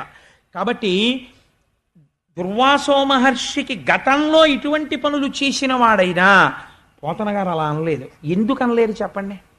ఈ మాటలు ఎందుకు వేయకూడదు పోతన గారు? వ్యాసుడు ఎందుకు వేయకూడదు అంటే ఒక మర్యాద ఉంది ప్రపంచంలో. ఏమిటో తెలుసా అండి? అతిథి అంటే ఈశ్వరుడు మీ ఇంటికి అతిథి రూపములోనే వస్తాడు. వచ్చేటప్పుడు మీరు ఆయన దోషమును విచారణ చేశారనుకోండి, అయ్యా మా ఇంటికి వచ్చి భోజనానికి వచ్చినవాడు మహానుభావుడు వచ్చాడండి, కానండి ఆయనకి చిన్న అవలక్షణం ఉందండి అన్నారనుకోండి, పోయిందంతే.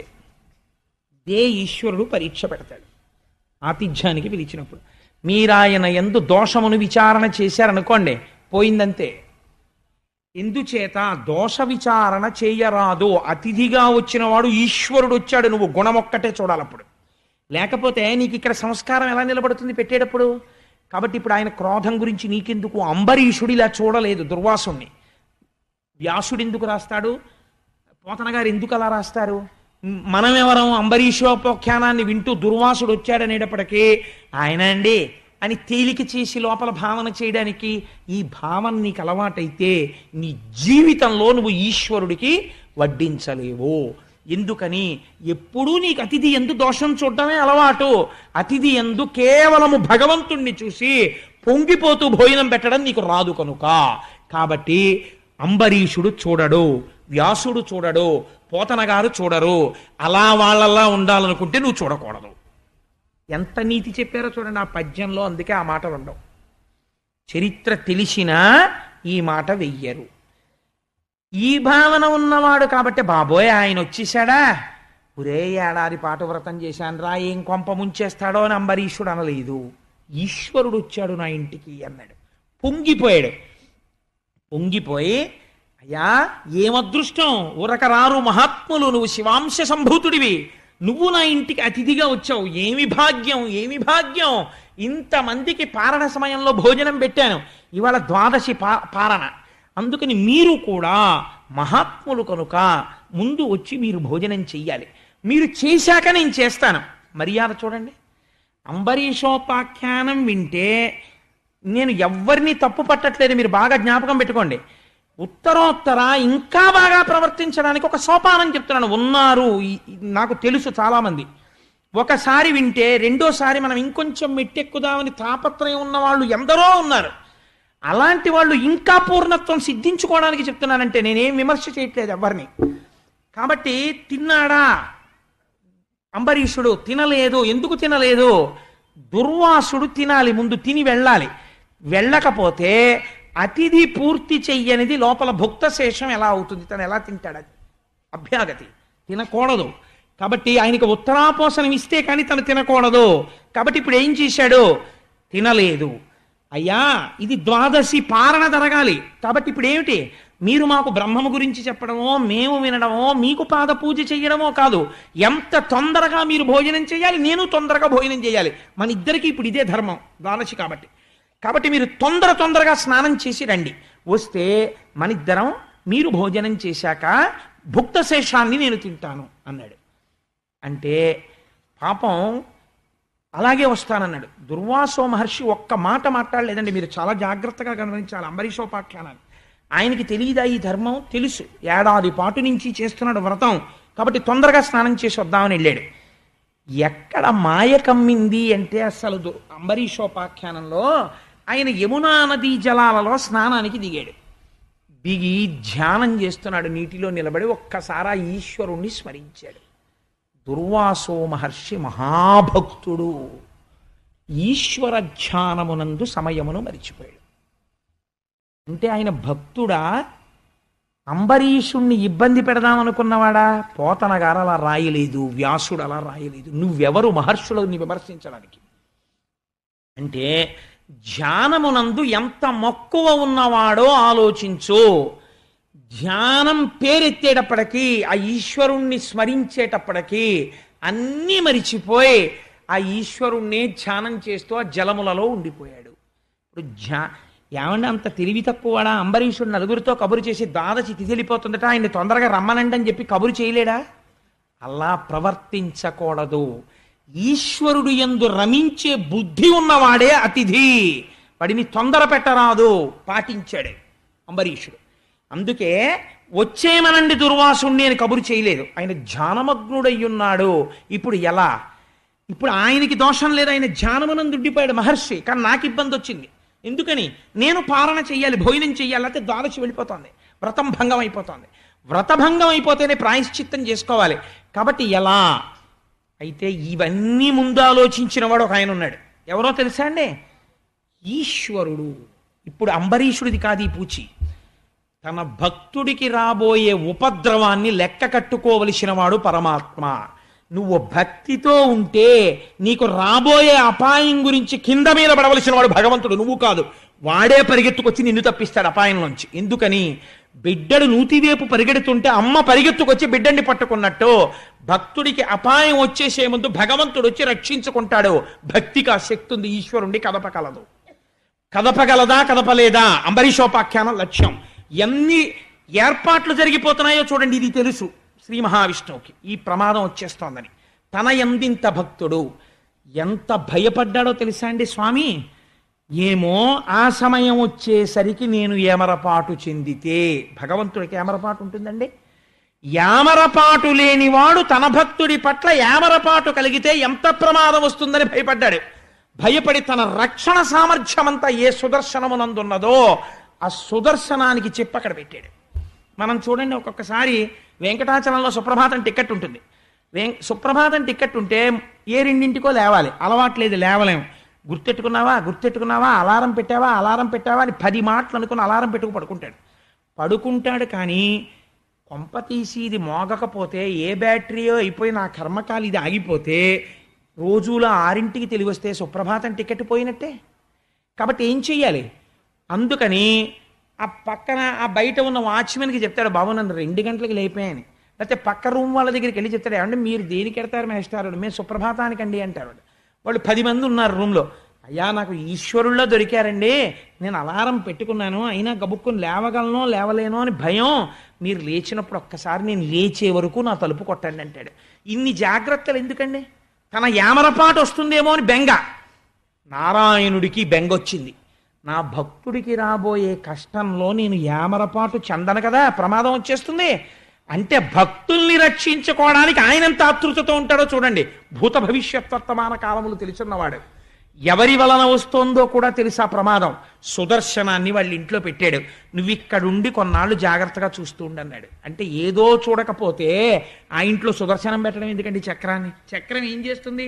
ప్రమాదాన్ని కల్పిస్తే భక్తులకు వాళ్ళ తలలు తీసేస్తుంది. సుదర్శనాన్ని పెట్టాడు. అంటే ఆయనకి తెలుసా తెలియదా ఏదో జరుగుతుందని త్రికాలవేది పరమాత్మకి తెలుసు, కాలస్వరూపుడు. ఈ రహస్యం బ్రహ్మగారు చెప్పారు. కాబట్టి ఇప్పుడు అక్కడ సుదర్శనం ఉంది. అంబరీషుడు ధ్యానంలో ఉన్నాడు, దుర్వాసుడు ధ్యానంలో ఉన్నాడు, అంబరీషుడు పాలనకి కాలం అయిపోతోందని బెంగలో ఉన్నాడు. ఇది చిత్రం. ఇప్పుడు ప్రమాదం రాక్షసుల నుంచి రావట్లేదు, ధూర్తుల నుంచి రావట్లేదు, ధ్యానమగ్నుడైపోయిన ఒక గొప్ప ఋషి వైపు నుంచి వచ్చేస్తోంది. ఏం చెయ్యాలి? ఎంత ధర్మమో చూడండి. తొందరపడి భోజనానికి రమ్మని ఏమైతే అదైంది, పిలవండి ఒక్కసారని కబురు చేయలేదు. బ్రహ్మమునందు రమిస్తున్న వ్యక్తిని భోజనమునందు తొందర పెట్టలేదు. పెట్టక ఏం చేశాడు? విద్వాంసుల్ని పిలిచాడు, సభలో ఉన్న మహాపండితుల్ని పిలిచాడు. అతిథిబోయి రామి నదిపై ద్వాదశి పరణంబు మానపాడి కాదు, కుడువకుంట కాదు కుడుచుటయును కాదు, సలిలభక్షణంబు సమ్మతంబు. విద్వాంసులు ఎంత గొప్పగా చెప్పారో చూడండి. ఆయన చూస్తే మహర్షి ధ్యానంలో ఉన్నాడు, పిలవకూడదు. నువ్వు చూస్తే గృహస్థు, వ్రతం చేసి ఉన్నావు, భంగం జరగకూడదు. పోనీ పారణ చేసేయడమే కదా అని నువ్వు ముందు తింటే వచ్చిన అతిథికి మహావమానము చేసినట్టే. కాబట్టి ఎందుకు ఇంకా ఆతిథ్యం? కాబట్టి తినకూడదు. తినకుండా ఉండాలంటే తిథి దాటిపోతుంది. కాబట్టి ఏం చెయ్యాలి అంటే కుడుచుటయును కాదు, కుడుచుట కూడా కాదు. తిన్నాడా అంటే తినలేదు, తినకుండా ఉన్నాడా అంటే తినకుండానే ఉండలేదు. నీకు మధ్య మార్గం ఒకటి చెప్తాం, సలిలం పుచ్చుకోమన్నారు. అంటే కాసి నీళ్లు తాగు అన్నారు. అంటే ఆయన అన్నాడు చాలా బాగుంది ఇది, ఆయనని మాత్రం నేను ఇబ్బంది పెట్టను, నేను కొద్దిగా నీళ్లు పుచ్చుకుంటానంతే. ఆయన తినగా మిగిలిన శేషమే నేను తింటాను.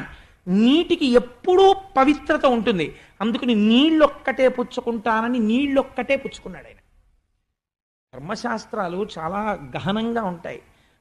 తమని తాము ఉద్ధరించుకోవాలనుకున్న వాళ్ళు చాలా జాగ్రత్తగా ఉంటారు. కాబట్టి అది అస్తమానం మీకు అవకాశం వస్తుందా? మళ్ళీ ఇలా దుర్వాసుడు వస్తాడా?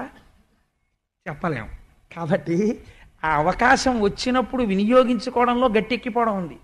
కాబట్టి ఏం చేశాడు అంటే నీరు పుచ్చుకున్నాడు. నీరు పుచ్చుకోగానే ఆయన ధ్యానంలోంచి బయటకు వచ్చాడు. ఎంత విచిత్రమో చూడండి. అలా ఎలా జరిగిందంటే, అలా ఎలా బయటకు వచ్చాడంటే మీకు అర్థమైపోతుండాలి. ఎవడో నడిపిస్తున్నాడు దీన్ని. ఎందుకు ఇలా నడిపించడం మీకు తర్వాత తెలియాలి ఇది. కాబట్టి ఇప్పుడు వెంటనే ధ్యానంలోంచి బయటకు వచ్చాడు. బయటికి రాగానే ఆయనకేం గుర్తొచ్చిందో తెలుసా అండి? తన ఆకలి గుర్తొచ్చింది. అమ్మా కడుపు మండిపోతోంది ఆకలితో అని గబగబా వచ్చాడు. గబగబా ఆకలితో వచ్చిన వాడికి దేని మీద దృష్టి ఉండాలండి? భోజనం మీద ఉండాలి దృష్టి. గబగబా ఎదురొచ్చి అంబరీషుడు అన్నాడు, అయ్యా ద్వాదశి తిథి మీ గురించే చూస్తున్నాను, మహానుభావ రండి రండి రండి రండి, మీరు భోజనం చేసిన తర్వాత నేను చేస్తాను, కూర్చోండి అన్నాడు.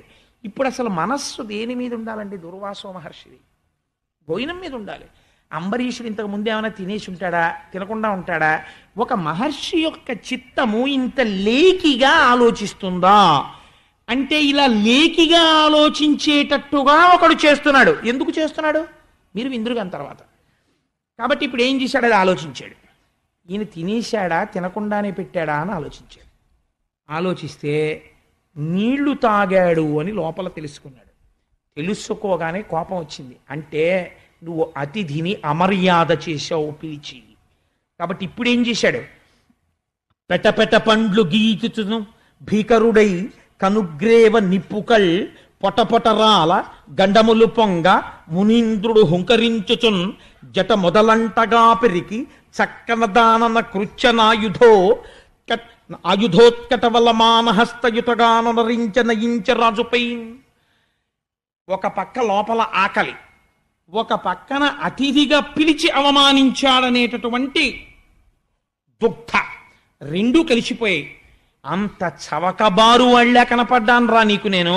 ఇంత మహర్షిని పిలిచి ముందు నువ్వు తాగి నాకు అన్నం పెడతావా నీ ఇంట్లో? అంటే నీ భుక్త శేషం నేను తింటున్నాను, నా భుక్త శేషం నువ్వు తింటలేదు. అంటే నాకు ఇది అవమానం, నీ స్థాయి అంతే అని చెప్తున్నావు. కాబట్టి నిన్ను ఉపేక్షించను. నువ్వు విష్ణు భక్తుడివా? చూడు నిన్నేం చేస్తాను. ఇప్పుడు నేను గొప్పో నువ్వు గొప్పో తెలియాలన్నాడు. మహర్షికి ఇంత క్రోధం వచ్చేయడం ఏమిటండి ఇంత చిన్న విషయానికి? ఆయన ధర్మము పాటించాడా? ధర్మమును అతిక్రమించాడా? తెలిసి చేశాడా? తెలియక చేశాడా? తెలిస్తే చేసే మనస్సున్నవాడా? ఇంకా పైకెక్కాలని తాపత్రయం ఉన్నవాడా? తను ఇంకా చెప్పి వృద్ధిలోకి తేవలసిన వాడా? ఇన్ని మరిచిపోయాడు. ఇన్ని మరిచిపోయి కేవలం నీళ్లు తాగాడని కోపం పెట్టేసుకున్నాడు. కోపం పెట్టేసుకుని చేతిలోకి నీళ్లు తీసుకుని ఒక జటను ఒక దాన్ని సమూలంగా పెరికాడు. ఆ జటాజూటంలోంచి దాన్ని నేలకేసి కొట్టాడు. అందులోంచి ఒక భయంకరమైన కృత్యని సృష్టించాడు. కృత్య అంటే ఆయన ఏం చెప్తే దాంతో ఆకలి తీర్చుకుంటుంది. ఎంత భయంకరమైన పని చేశాడో చూడండి. నీవు భస్మమైపోదువుగాక అంటే వేరులా ఉండేది. తన కళ్ళ ముందు కృత్య తినేయాలంతే. అంటే తను తినకుండా పెట్టాడు కాబట్టి కృత్య ఆయన్ని తింటుంటే తను చూడాలి. ఇంత వ్యగ్రతకి వెళ్ళిపోయింది దృష్టి. అంటే హద్దులేని క్రోధమునకు వెళ్ళిపోయాడు. ఇప్పుడు ఈ కృత్యని ప్రయోగించాడు. అది కూడా ఎలా ఉంది? చేతిలో భయంకరమైన శూలం పట్టుకొని ఆకలితో అది ఎగురుతూ ఉంటే భూమి గోతులు పడింది. కాలానల సన్నిభయై శూలాయుధ హస్త ఎగుచు సుర్రసుర్రసురుక్కన్ నేల పదంబుల త్రొక్కుచు వాలి మహాకృత్య మనుజవల్లభుచేరెన్. భయంకరమైన క్రోధంతో గెంతులేస్తూ శూలం పట్టుకుని వెళ్ళి అంబరీషుడి మీద పడింది ఆ కృత్య. సంతోషిస్తున్నవాడెవరు? దుర్వాసుడొక్కడే. బాధపడుతున్న వాళ్ళు ఎంతమంది? తాను బ్రాహ్మణుడయ్యుండి అవతల వారి యొక్క స్థితిని గమనించకుండా నిష్కారణమైన కోపం పెంచేసుకుంటున్నాడు. ఈ పెంచుకుంటున్న కోపానికి అందరూ బాధపడుతున్నారు. అంబరీషుడు మాత్రం చిరునవ్వుతోనే ఉన్నాడు. శ్రీమన్నారాయణుణ్ణి ధ్యానం చేస్తున్నాడు. నేను తెలిసి అపరాధం చేశానా? నాకు తెలిసి అపరాధం చెయ్యలేదు. పరమభక్తితో ప్రవర్తించాను. నాకు ఇంతవరకే తెలుసు. విద్వాంసులు కూడా ఇంతే చెప్పారు. ఇంతకన్నా నాకు తెలిసుంటే నేను ఆచరించుండేవాణ్ణి.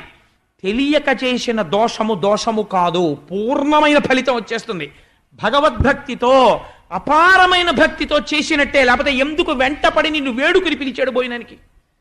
భక్తితో పిలిచాడు. నీకు ఎందుకు నువ్వు వచ్చాక భోజనం చేస్తానన్నాడు? భక్తితో పిలిచాడు. ఆయనకి తెలియదు పాపం. అంతకన్నా తెలిసి ఉంటే ఆయన ఆ నీళ్లు కూడా తాగేవాడు కాదేమో, ద్వాదశి కూడా వదిలిపెట్టేసేవాడేమో. అది నువ్వు ఎందుకు గమనించలేదు? నీకు ఎందుకు ఇంత క్రోధం వచ్చింది? కరెక్ట్గా ధ్యానంలోంచి ఎందుకు బయటకు వచ్చావు? ఈ వెనక ఉన్న శక్తి ఏమిటో మనం గ్రహించాలి. ఇప్పుడు ఆ కృత్యని చూడగానే నేను తెలిసి పాపము చేయలేదు, ఈశ్వరుడికి తెలుసు నేను పాపం చేశానో లేదో, ధర్మం తప్పలేదు అని నమస్కారం చేస్తూ నిలబడిపోయాడు. ఇప్పుడు ధర్మాధర్మములకు ఫలితం ఇవ్వవలసిన వాడు కదలాలి. ఇది ఎవరికి తెలుసు? భూత భవిష్యత్ వర్తమాన కాలములు తెలుసున్నవాడికి తెలుసు. లేకపోతే తన పాదం మీద ఉన్న తులసి దళం ఆ ఇంట్లో పెట్టాలి. సుదర్శనాన్ని ఎందుకు పెడతాడు? ఇప్పుడు ఏది కదిలింది? సుదర్శనం కదిలింది. అంటే ధర్మం ఎవరి పట్ల ఉన్నది? మీరు వెంటనే తీర్పు చెప్పచ్చు. ఆయన మహర్షే కావచ్చుగాక, ధర్మము అంబరీషుని ఎందే ఉన్నది. కాబట్టి ఇప్పుడు ఏమైంది? సుదర్శనం కదిలి కృత్య మీదకి వెళ్ళింది. కృత్య కాలిపోయింది. కృత్య కాలిపోయి బ్రాహ్మణుడి వెంట పడింది. నువ్వు కృత్యని ప్రయోగించావు కాబట్టి నిన్ను నేను తింటానంది. ఇప్పుడు సుదర్శనానికి వెన్నిచ్చి దుర్వాసుడు పరిగెత్తడం మొదలెట్టాడు. ఆకలి ఏమైపోయింది? ఈ కోపం ఏమైపోయింది? ఇన్ని పోయి ప్రాణరక్షణలోకి వచ్చాడు. ఎంత తపస్వి అయినా, ఎన్ని తెలుసున్నవాడైనా సమయాసమయములు తెలుసుకోకుండా, అవతల వారి అమాయకత్వం దృష్టిలో పెట్టుకోకుండా, మంచితనం దృష్టిలో పెట్టకుండా పరుషమైన ప్రవర్తనతో ఉండకూడదు. అది యువతల వాడిని పతనం చేసేస్తుంది. కాబట్టి ఏం చేసింది? దుర్వాసుడి వెంట సుదర్శనం పడింది. పరిగెడుతున్నాడు. ఇప్పుడు ఎక్కడికి పరిగెత్తాడు? భువిదూరన్ భువిదూరు అబ్ధిజర అబ్దుల్ సొచ్చు నుద్వేగియై దివిప్రాకం దివిప్రాకు దిక్కులకు దిక్వీధులన్ బోవు చిక్కి వెసంగ్రుంకిన క్రుంకు నిల్వ నిలుచున్ క్రీడింప క్రీడించు ఒక్కవడిన్ తపసు వెంటనంటి హరి చక్రంబన్య దుర్వక్రమై. దుర్వాసో మహర్షికి ఒక వరం ఉంది. ఆయన అన్ని లోకాలలోనూ తిరగగలడు. తపస్సు చేత సాధించాడు దాన్ని. అందుకని ఇప్పుడు ఏం చేశాడు? ఆ వరాన్ని చేత్తో పట్టుకుని సముద్రంలోకి దూరిపోయాడు. చక్రాయుధం కూడా సముద్రంలోకి దూరిపోయింది. మీకు వెంటనే ఒక అనుమానం రావచ్చు, ఏంటంటే అంత స్లోగా పెడుతుందా చక్రం? అదేమిటి దుర్వాసు తలకాయ టకేలను కొట్టేయలేదా అని. విన్నిచ్చి పరిగెడుతున్నంతసేపు మర్యాద ఉంటుంది ఆయుధాలకి. అది శ్రీమన్నారాయణుడి ఆయుధం. విన్నిచ్చిన వాళ్ళని నరకదు. అందుకని వెనకాల వస్తోంది, రొమ్మిస్తే కొడదామని. ఈయన సముద్రంలో దూరాడు, అది దూరింది. ఈయన ఆకాశంలోకి ఎక్కాడు, అది ఎక్కింది. ఈయన నిలబడ్డాడు, అది నిలబడింది. ఈయన ఇది ఎక్కడ గొడవడా అని ఇలా తలకొట్టుకున్నాడు. అది ఓసారి ఇలా కదిలేదు. క్రీడింప క్రీడించు. ఈయన ఆడుకున్నట్టుగా ఉంటే అది ఆడుకున్నట్టుగా ఉండేది. ఈయన దాహం తీర్చుకోవడానికి నీళ్లు తాగితే అది కాసేపు ఆగేది. ఈయన మళ్ళీ పరిగెడితే మళ్ళీ పరిగెత్తేది. ఈయన ఎక్కడికి వెళ్ళినా దాన్ని తప్పించుకోలేకపోయాడు. అంటే ఈశ్వరుడు బుద్ధి చెప్పడం మొదలుపెట్టాడు. కాబట్టి ఏమైంది? పరిగెత్తి పరిగెత్తి పరిగెత్తి బ్రహ్మలోకానికి వెళ్ళాడు. బ్రహ్మగారు ఎంత చతురతతో చెప్పాడో తెలుసా అండి? అయ్యయ్యో మహర్షి, ఎంత కష్టం వచ్చిందిరా, అంబరీషుడి జోలికి వెళ్ళావా? భక్తి అన్నిటికన్నా గొప్పది. ఆ భక్తి ఎన్ని తప్పులైనా సరే సరిపెట్టేస్తుంది. మీరు కూడా ఆ విశాల హృదయంతోనే ఉండాలి తప్ప, వాళ్ళ మంచికి చెప్పాలి తప్ప భక్తుల్ని అవమానించరాదు. కాబట్టి ఏమైంది? ఎంత పని చేశావురా, మహర్షిని కదా అని అంబరీషుడి మీదకి సుదర్శనాన్ని ప్రయోగించేశావా? నాన్న నీకొక్క విషయం చెప్తాను విను. బ్రహ్మగారు కదా ఇప్పుడు ఉపదేశం చేస్తుంటాడు. అందుకని భగవంతుడు 2 రూపాలతో ఉంటాడు. ఒకటి అంతటా పరివ్యాప్తమై ఉంటాడు, సాకారము అదే పొందుతుంది. 2 కాలరూపంలో ఉంటాడు. కాలరూపంలో ఉంటాడని బ్రహ్మగారు చెప్పడంలో రహస్యం ఏమిటి? రాబోయే కాలంలో జరిగేది ఆయనకి తెలుసు. అలా తెలుసున్నవాడెవడో వాడు వైకుంఠంలో కూర్చున్నాడు సాకారంగా. ఇప్పుడు కాళ్ళు అట్టుకోవాలంటే కాళ్ళు దొరికేది అక్కడే దొరుకుతాయి. అంతటా నిండిన వాడికి కాళ్ళు ఎక్కడున్నాయో ఎవరికి తెలియదు, బ్రహ్మజ్ఞాని పట్టుకోవాలి. అంతటా నిండిన వాడిని ఉపాసన. అందుకని నువ్వు ఇప్పుడు కిందకి దిగిపోయావు కాబట్టి అక్కడికి పరిగెత్తి ఆయన కాళ్ళు అట్టుకో. ఎందుకో తెలుసా?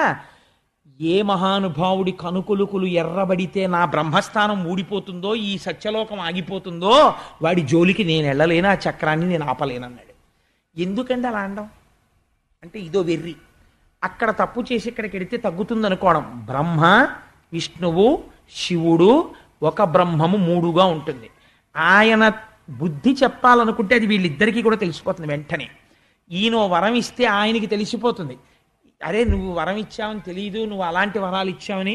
నేను మామూలుగా శ్రీమన్నారాయణుడికి తెలిపానని ఎప్పుడైనా అంటాడండి శ్రీ మహావిష్ణువు? నరసింహాకృతిలో పెడతాడు. బ్రహ్మగారు వరం ఇస్తే విష్ణువుకి ఎలా తెలుస్తుంది? తెలుస్తుంది అంతే. విష్ణువు చంపేస్తే బ్రహ్మగారు వచ్చి స్తోత్రం చేస్తాడు. అదేమిటి, నువ్వే కదా వరాలు ఇచ్చావు, మళ్ళీ వచ్చావా, ఎన్ని మాటలు ఇచ్చావు ఇలాగా అని ఆయన అండవు. ఈయన ఎలా వరం ఇచ్చాడో అలా నిలబెడతాడు ఆయన. అంటే ఆయన ముగ్గురు అలా ఉంటారు. కాబట్టి ఈయన దగ్గరికి వచ్చినప్పుడు ఆయన జోలికి నేను వెళ్ళలేనంటుంటాడు. కాబట్టి ఇప్పుడు ఏం చేశాడు? ఇదో అవివేకం, చాలా ఉన్నాయి అనుకుంటూ ఉండడం. అందుకని ఏం చేశాడు? అక్కడి నుంచి కైలాసానికి పరిగెత్తాడు. పరిగెడితే ఆయన అన్నాడు, ఆయన అంశ చిత్రం తెలుసా అండి, కానీ ఆయన అన్నాడు, ఓయ్ దూర్వాస ఏంటి ఇలా పరిగెత్తుకొచ్చావు అంటే, ఏం చేయనయ్యా బాబు, సుదర్శన చక్రం తరువుకు వచ్చేస్తోంది, కాస్త చక్రం ఆపవయ్యా మహాదేవా, నీకన్నా గొప్పవాడేవాడన్నాడు. మహాదేవ శబ్దం ప్రయోగం చేశాడు. ఆయన అన్నాడు, నాకు దక్షుడికి భృగువుకి ఇంద్రుడికి చతుర్ముఖ బ్రహ్మకి మా అందరికీ కూడా అర్థం కాని ఏమైనా ఉంటే విష్ణుమాయ ఒకటే. అది నాకే అర్థం కాలేదు ఇప్పటివరకు. పుట్టిది మీరు నిజంగా అనుకునేరు, అలా మాట్లాడతారు వాళ్ళు ఒకళ్ళ గురించి ఒకళ్ళు. అందుకని ఆయన సుదర్శనాన్ని నేనేమాపనరా, ఆయన మాయే నాకు అర్థం కాలేదు. ఎలాగో ఇంత దూరం వచ్చేసావు కదా, ఈ పక్కనే కదా వైకుంఠం, నా కాళ్ళ మీద పడ్డ మీదకు పోయి ఆయన కాళ్ళ మీద పడితే గొడవ వదిలిపోతుంది కదా, చక్రం ఆయింది, నేను అడ్డు పెట్టడం ఏమిట్రా అంటే వాళ్ళిద్దరు ఎప్పుడూ కొట్టుకోరు. మీరు బాగా ఆలోచించండి. నిజంగా పరమాత్మకి పరమశివుడికి పార్టీలు కట్టడం అలవాటు అనుకోండి. ఇప్పుడు మనం కొట్టుకుంటున్నట్టే వాళ్ళు కొట్టుకుంటున్నారు అనుకోండి, ఇదో మంచి అవకాశం. ఒరే నీకు సుదర్శనం అడ్డొచ్చిందా, అయితే నేను సుదర్శనాన్ని ఆపేస్తాను, నా త్రిశూలం పెట్టి కొట్టేస్తాను, నువ్వు మాత్రం నా పార్టీలో చేరిపోవాలి రేపొద్దున అనాలి కదండి. ఆయన ఏమంటున్నాడు, నేను ఆపలేనయ్యా సుదర్శనాన్ని, నాకు తెలియదు విష్ణుమాయ అంటాడు. ఈయనేమో వైకుంఠానికి వెడితే, మహాదేవా నువ్వు వచ్చావా అని ఆయన కాళ్ళు కడిగి తల మీద జల్లుకుని పాదోదకాన్ని విష్ణువు పుచ్చుకుంటాడు. తెలివైన వాడైతే ఏం తెలుసుకోవాలి, వాళ్ళు ముగ్గురు ఒకటేరా అని తెలుసుకోవాలి.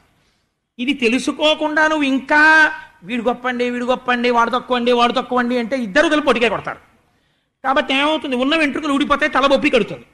కాబట్టి ఎంత తెలివితేటలుగా మాట్లాడాడో చూడండి. ఇక్కడ దాకా వచ్చావు కదా, నా అన్న అడగడం ఎందుకు, పక్కనున్న వైకుంఠానికి వెళ్ళి విష్ణువు కాళ్ళ మీదే పడిపో, ఆయన మాయే నాకు అర్థం కాలేదు, ఇంకా ఆయన సుదర్శనాన్ని నేనేం ఆపుతానన్నాడు ఆయన. అంటే అయ్యయ్యో ఇంకా మహాదేవుడు కూడా ఏం చెయ్యలేడు అనుకున్నాడు. ఇందులో మీరు ఒక్క విషయం బాగా కనిపెట్టాలి. ఏమంటే అన్ని వేల సంవత్సరాలు తపస్సు చేశాడు, శివాంశ సంభూతుడు మహర్షి, ఆయనకి తెలియదండే కోటేశ్వరరావు చెప్తున్న విషయం, మనందరికీ కాకినాడలో వాళ్ళకి తెలుసున్న విషయం దుర్వాసుడికి తెలియదు. అందుకే కదా మరి బ్రహ్మ దగ్గరికి శివుడి దగ్గరికి వెళ్ళాడు, తిన్నగా విష్ణువు దగ్గరికి వెళ్లకుండా. కాబట్టి మరి ఇదేమిటంటే అంత తపశ్శక్తి చేసిన వాడిది దొంగ సర్టిఫికేటా అంటే ఏం తెలీదా? ఎందుకు వచ్చింది మరి ఇలాగా? శివరవీంద్రుగా. కాబట్టి ఏమైంది, పరిగెత్తాడు, మళ్ళీ వైకుంఠానికి వెళ్ళాడు. వెళ్ళి ఈసారి ఏం చేశాడు అంటే, ఆయన చక్కగా లక్ష్మీదేవితో క్రీడిస్తూ ఒక పాన్పు మీద కూర్చుని ఉన్నాడు. వెడుతూనే స్తోత్రం చేస్తూ శ్రీమన్నారాయణుడి యొక్క పాదముల మీద పడిపోయి రెండు కాళ్ళు రెండు చేతులతో గట్టిగా పట్టుకొని పాదాల మీద శిరస్సు పెట్టి లేవడం మానేసి అలా ఉండిపోయాడు. అసలు ఇంకా మాట్లాడడం లేవడం. అప్పుడు ఆయన అన్నాడు, ఏమిటయా ఇలా పడిపోయావు, లే ఏమైంది అన్నాడు. ఇదో చిత్రమైన ప్రశ్న ప్రపంచంలో. ఆయనకి తెలియదండి. నిజంగా ఆయన తెలియకపోతే ఆయన సర్వజ్ఞుడు ఏమిటండి, పెట్టినవాడు సుదర్శనం ఈయనే. సుదర్శనం కదిలింది, తరుంకొస్తోంది, బయట అదే నించుంది, అందుకే ఇంత వెలుతురు, ఈయన అందుకే పరిగెత్తుకొచ్చాడని ఏమీ తెలియని వాళ్ళ. ఏంటి ఇలా వచ్చావు, ఎందుకు అలా పట్టుకున్నావు, లే నాన్న ఏంటి ఏమైంది అన్నాడు. అంటే మళ్ళీ పాపం ఈయన ఏం చేస్తుండాలి, వెళ్ళిన చోట అల్లా, సార్ నాకు తప్పు అయిపోయింది సార్, ఇలా చేశాను సార్, మీరు ఏమైనా హెల్ప్ చేయండి సార్. బాగా మనసు మార్చడానికి టాక్ట్ఫుల్ ఆఫీసర్ ఏం చేస్తారంటే, మీ మీ ఆఫీసర్ గారి దగ్గరికి వెళ్ళి ఒక అప్లికేషన్ ఇచ్చి, సార్ తప్పు అయిపోయిందని దాని మీద నువ్వు ఆయన కామెంట్ రాయించుకురా అంటాడు. అక్కడికి వెళ్ళి చెప్పుకుని కామెంట్ రాయించి నువ్వు పట్టుకుని రా అప్లికేషన్ అంటాడు. టపాల్లో ఇచ్చేస్తే వీడికి అహంకారం పోదు, అందుకని వీడి అప్లికేషన్ పట్టుకుని మళ్ళీ వస్తాడు. పర్సనల్ బ్రాంచ్కి వెళ్ళి ఏం జనరల్ గారికి చెప్పి ఆయన కూడా కామెంట్ కూడా రాయించుకుని పట్టరా అంటాడు. కాదని వెళ్ళిపోగలడేంటి? అందుకని ఏం చేయాలి, ఆయన దగ్గరికి కూడా వెళ్ళి మళ్ళీ నలుగురు ముందు నించుని, ఏమిటా పొద్దున్న నుంచి నించున్నావు, రా పర్వాలేదు చెప్పు అంటే ఇంతమందిలో చెప్పుకోవడం సిగ్గు. సార్ నాది ఇలా తప్పు అయిపోయింది సార్, ఇలా చేశాను సార్, అప్లికేషన్లో రాశాను సార్, ఇంకెప్పుడు చేయనని, మీరు ఈసారికి క్షమించమని రాయండి సార్ అంటే మళ్ళీ ఇంకోసారి ఆయన కూడా క్షమించండి అని రాస్తాడు. ఇప్పుడు ఇది పట్టుకుని అక్కడ కూర్చున్న తర్వాత వచ్చేవాడు వెళ్ళేవాడు, ఏంట్రా 2 రోజుల నుంచి తిరుగుతున్నావు ఆఫీస్ చుట్టూ అంటాడు. అంటే ఆఫీసర్ గారి కోసం అంటే ఈ స్లిప్ పంపిస్తే ఉండమని పిలుస్తారంటాడు. 11 అవుతుంది, 12 అవుతుంది, 1 గంట అవుతుంది, ఒక్కొక్కడు వస్తుంటాడు, అడుగుతుంటాడు, ఏంట్రా ఇలా వచ్చావంటుంటాడు. వెళ్ళిపోదామంటే గబుక్కుని పిలిస్తే అందుకని అక్కడే కూర్చోవాలి. వచ్చిన వాడికల్లా నేను ఈ తప్పు చేశాను, అందుకని ఆయనకి చెప్పుకుందామని వచ్చాను, పట్టుకుని రమ్మన్నారు, అందుకు నించున్నానంటాడు. అయిపోయింది, శిక్ష బయట అయిపోతుంది, నీకు తెలుసు లోపల కూర్చున్న ఆయనకి. 1 గంటకు భోజనానికి లేచిపోయే ముందు 1 గంటకి నేను భోజనం చేసేసి ఇన్స్పెక్షన్కి నేను ఎక్కడికో వెళ్ళిపోతున్నాను, మళ్ళీ 2 రోజుల తర్వాత వస్తాను ఆఫీస్కి అంటాడు. వీడి గుండెల్లో రాయిడిపోతుంది. అప్పుడు అన్నట్లు అతను నించున్నట్టున్నాడు, ఒకసారి పిల్లి అంటాడు. అప్పుడు వీడు గబోబా అమ్మ బాబోయ్ పిలిచాడు అంతే చాలని వెళ్తాడు. ఏమిటంటావు అంటాడు. అంటే ఇంక వెళ్ళిపోతాడు, ఉన్నది చెప్పేయాలి గబోబా, అయ్యా నా జీవితంలో చేయని దోషం, నన్ను క్షమించండి బాబు, బుద్ధి వచ్చింది, ఇంకెప్పుడు చేయను అంటాడు. సరే నేను చూస్తాను, ఫోన్ చేసి చెప్తాను, ఫైల్ తర్వాత పెడతానులే, నువ్వు వెళ్ళు, నేను చెప్తాను మీ ఏం గారికి, జాయిన్ అవ్వు, ఫోన్లో చెప్తాను. ఈ మాట ముందే చెప్పేశాడు. అసలు చిత్రం అది. ఈయన ఏం చేస్తాడు, వెళ్ళి జాయిన్ అవుతాడు. కానీ దీని మీద ఏం రాస్తాడో అని ఎప్పటికప్పుడు ఆందోళనే, కాబట్టి ఇంక తప్పు చేయడు. ఆయన ఏం చేయడు, దాన్ని డస్ట్లో పారేస్తాడు. అదొక ట్యాక్ట్. అది అలా బుద్ధి చెప్పడం, బాగా గడి పెట్టడం, ఇంకో రకంగా చెప్పాలంటే. అందుకని ఏమిటో అంటే మళ్ళీ చెప్పుకోవాలన్నమాట చేతులు కట్టుకొని. కాబట్టి ఇప్పుడు ఏం చేయాలి, మళ్ళీ మొదలు. అయ్యా నేను అంబరీషుడి ఇంటికి వెళ్ళానండి. ఏమన్నాడు, అది మంచివాడు అనుకుంటానే అంబరీషుడు అంటే, నాభాగుడు కొడుకు అంటే, అవునండి పాపం ఏకాదశి వ్రతం ఏడాది చేశాడండి. వెరీ గుడ్, నీకు అన్నం పెట్టుండాలే. పెడతానన్నాడండి. ఏం చేశావు? యమునకి వెళ్ళానండి, ధ్యానంలో ఉండిపోయాను, పాపం ఆయన తినలేదండి, పెద్దలను అడిగి నీళ్లు మాత్రం పుచ్చుకున్నాడు, నేను కృత్యని సృష్టించానండి, సుదర్శనం వచ్చి కాల్చేసి వెంట తరిగింది, బయట ఉందండి, అందుకు వచ్చాను అంటే. ఇప్పుడు ఆయన ఏమనాలి? అలాగా అయితే పోనీ సుదర్శనం తీసేస్తానన్నా అనాలి, లేకపోతే ఇలా పరిగెడుతూ ఉండానన్నా అనాలి. ఇప్పుడు అది కాదు ఇది కాదు, ఆయన ఉపదేశం మొదలెట్టాడు. ఎంత చిత్రమో చూడండి. శిక్ష వేయడం అంటే అందరినీ చంపేయక్కర్లా, జ్ఞానంలో ఉన్నవాడు గతి తప్పితే ఇలా చెప్తే గురువులు చాలు వాడు మార్గంలోకి వచ్చేస్తాడు. అంబరీష ఉపాఖ్యానం అంత గమ్మత్తుగా ఉంటుంది. కాబట్టి ఆయన అన్నాడు, చలమున బుద్ధిమంతులకు సాధులు నా హృదయంబులీల దొంగిలి కొనిపోవు చుందుర కిల్బిష భక్తి లతాచయంబులన్ నిలువగబట్టి కట్టుదురునే నిరుపుతో మదకుంభికైవడిన్ వలలకు చిక్కి భక్త జనవత్సలతం చనుచుందు తాపసా. ఈ పద్యాలు విని తీరాలి అంబరీషోపాఖ్యానంలో. ఈయన అడగనివన్నీ ఈయన చెప్తున్నాడు. నాకు బలహీనత ఉందయ్యా, ఏనుగుని తీగలన్నీ పీకి తాడు చేసి పెద్ద ఏనుగుని కట్టేసినట్టు నన్ను ఇలా నిలువునా నిలబెట్టేసి తాళ్లతో కట్టి లక్ష్మీదేవి ఉందని కూడా చూడకుండా నన్ను ఎత్తుకుపోగలిగిన వాళ్ళు కొంతమంది ఉన్నారు. వాళ్ళు నా మహాభక్తులు, వాళ్ళు నన్నే తలుచుకుంటూ ఉంటారు. అందుకని వాళ్ళు నన్ను తాళ్లతో కట్టేసిన వాళ్ళు అంటే ఇప్పుడు నా చేతులు కట్టేశాడయ్యా, నేనేం చేయలేనని చెప్పడం. అందుకని ఏనుగుని కట్టినట్టు కట్టేస్తారు, వాళ్ళు నన్ను ఎత్తుకుపోయి వాళ్ళ గుండెల్లో పెట్టేసుకుంటారు. అలా పట్టుకెళ్ళిపోయిన వాళ్ళల్లో అంబరీషుడు ఒకడు. నాకు మేలు కోరు నా భక్తుడగు వాడు భక్త జనులకే న పరమగతియు భక్తుడెందుచని న భరతెంతు వెంట గోవు వెంట తగులు కోడెభంగి. ఇప్పుడు చెప్తున్నాడు, పరమభక్తుడై అన్నిటి మధ్యలో ఉన్న నా పాదములే పట్టుకున్నవాడున్నాడే, ఎప్పుడు నేనే కావాలి నేనే కావాలి నేనే కావాలని తాపత్రయపడేవాడి వెంట రక్షించుకోవడానికి నేను ఎలా ఉంటానో తెలుసా? కోడెదూడ తెలియక ఏ ఏట్లో మూతి పెడుతుందో అని వెనక ఆవు పరిగెత్తినట్టు నేను పరిగెడుతుంటాను రక్షించుకుంటూ. అంటే నీ వెనక పరిగెత్తుకొస్తున్నది నా రక్షణ రూపమైన సుదర్శనం, అంబరీషుణ్ణి రక్షిస్తోంది. కాబట్టి నేను కోడెదూడ వెనక ఆవులా పరిగెడతాను. తనువు మనువు విడిచి తనయుల చుట్టాల ఆలి విడిచి సంపదాల విడిచి నన్నె కాని అన్యమెన్నడు ఎరుగని వారి విడువ నెట్టి వారినైనా. వాడు బ్రాహ్మణుడా వాడు తపస్సు చేశాడా, వాడు రాజా, వాడు కేవలం వ్రతం చేశాడా, వీడు తపస్సు ఎక్కువ చేశాడా, ఇవన్నీ నేను చూడను. వాడు ఎన్ని చేసిన వాడైనా నాకు అనవసరం. వీడికి భక్తి ఎక్కువ, వీడు పరమభక్తితో ఉన్నవాడు కాబట్టి నేను వాడికి వశుడనైపోయి ఉన్నవాడను. నాకు తారతమ్యాలు తెలియవు. నేను వాడేం చేశాడు, వీడేం చేశాడు, ఇవన్నీ నేను చూడను. నేను భక్తికి లొంగిపోయే స్వభావం ఉన్నవాణ్ణి. అందుకని ఇప్పుడు నా యందు అపారమైన భక్తితో ఎవడుండి భార్యతో ఉన్నా భార్యని పట్టించుకోలేదో, అంతఃపురంలో ఉండి అంతఃపురాన్ని పట్టించుకోలేదో, రాజ్యమునందుండి రాజ్యముతో మమేకము కాలేదో, బిడ్డలతో ఉండి బిడ్డలతో మమేకము కాలేదో, అన్నిటితో ఉంటూ అన్నిటినీ విడిచి నన్ను పట్టుకున్నాడో అటువంటి వాణ్ణి నేను పట్టుకుంటాను. కాబట్టి నాకు అదో లక్షణమయ్యా అన్నాడు. అంటే ఏమిటి అర్థం? నేను అంబరీషుణ్ణి పట్టుకుని ఉన్నాననేనా దాని అర్థం అని అన్నాడు. ప్రకటంగా చెప్పడం అది విచిత్రం. చెప్పి సాధుల హృదయము నాయది, సాధుల హృదయంబు నేను, జగములనెల్లం సాధుల నేనయరంగుదు, సాధులెరుంగుదురు నాదు చరిత్రము విప్రా. ఈ పద్యం అండర్లైన్ చేసి పెట్టుకోవాలి జీవితంలో. ఈ జగత్తులో ప్రపంచంలో ఎక్కడైనా సరే అడిగితే ఇవ్వనన్నవాడు, అవతల వాళ్ళ యొక్క దోషమును మన్నించగలిగిన వాడు, ఈ రెండు లక్షణములు ఉన్నవాడు సాధు పురుషుడు. తపస్సు చేత లేకపోతే చదువుకున్న పుస్తకాల చేత కాదు, అటువంటి విశాల హృదయం ఉన్నవాడెవడో వాడు సాధు పురుషుడు. అటువంటి సాధు పురుషుడు ఎక్కడున్నా వాడు నాకు తెలుసు. నేను ఎప్పుడూ వాడి గుండెల్లో ఉంటాను. అందుకని వాడి గుండెలే నా ఇల్లు. వాడు ఎక్కడ ఉన్నా నేను వాడితోనే ఉంటాను, వాడి ఇంట్లో ఉంటాను, వాడి గుండెల్లో ఉంటాను, వాడు నేనుగా ఉంటాను. అందుకని నాకు వాడు, వాడికి నేను ఎప్పుడూ దూరంగా లేం. దారుణీసురులకు తపము విద్యయు రెండు ముదము చేయుచుండు ముదముతోడ, దుర్వినీతులైన దుర్జనులకు వారికి వియుకీడు చేయకుండా ఎలా ఉండు. ఎటువంటి ప్రశ్న వేశాడో చూడండి. ఈ ప్రశ్న చాలు. ఏమయ్యా, నువ్వు బ్రాహ్మణుడవు, తపస్సు చేశావు, కొన్ని వేల ఏళ్ళు తపస్సు చేశావు. ఎంత తపస్సు చేస్తే ఎవడికి కావాలి? నువ్వు ఎన్ని గొప్ప పనులు చేస్తే ఎవడికి కావాలి? అవతల వారిలో ఉన్నటువంటి అమాయకత్వాన్ని క్షమించగలిగిన విశాల హృదయము నీకున్నదా? అవతల వాడి కష్టమేమిటో తెలుసుకోగలిగిన లక్షణము నీ ఎందున్నదా? లేదు. నీకెప్పుడూ పక్కన ఒక లక్షణం ఉండిపోయింది. ఏమిటా లక్షణం? కోపం. చిన్న అమర్యాద జరిగితే అవతల వారి వలన ఇది ఎందుకు జరిగిందో అని ఆలోచించవు. ద్వాదశి వెళ్ళిపోతోందని నీళ్లు తాగాడని ఆలోచించలేదు. కోపపడిపోయే కృత్యుని సృష్టించావు.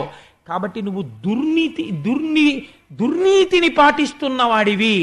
అట్లాంటి వాడికి ఎంత తపస్సు ఉన్నా, ఎంత జ్ఞానమున్నా అవి నిరంతరము అస్తస్తమానము భ్రష్టములవుతూ ఉంటాయి. కష్టములను పొందుతాడు, జ్ఞాపకం పెట్టుకో. కాబట్టి ఈ విశాల హృదయము నీకు రాలేదు. కాబట్టి కీడు చేయకుండా ఎలా ఉండు? నీకు కీడు చెయ్యకుండా ఎలా ఉంటాయి అంటే, ఇప్పుడు ఈ కీడు ఎక్కడి నుంచో వచ్చింది, ఇంతకుముందు నుంచే. కాబట్టి ఆ స్థానాన్ని నువ్వు ఒకసారి వెతికి పరిశీలన చేసుకో. అంటే దిద్దవలసింది అంబరీషుణ్ణి కాదు, నిన్ను నువ్వు దిద్దుకోవాలి ముందు. కాబట్టి ఏం చేస్తావో తెలుసా?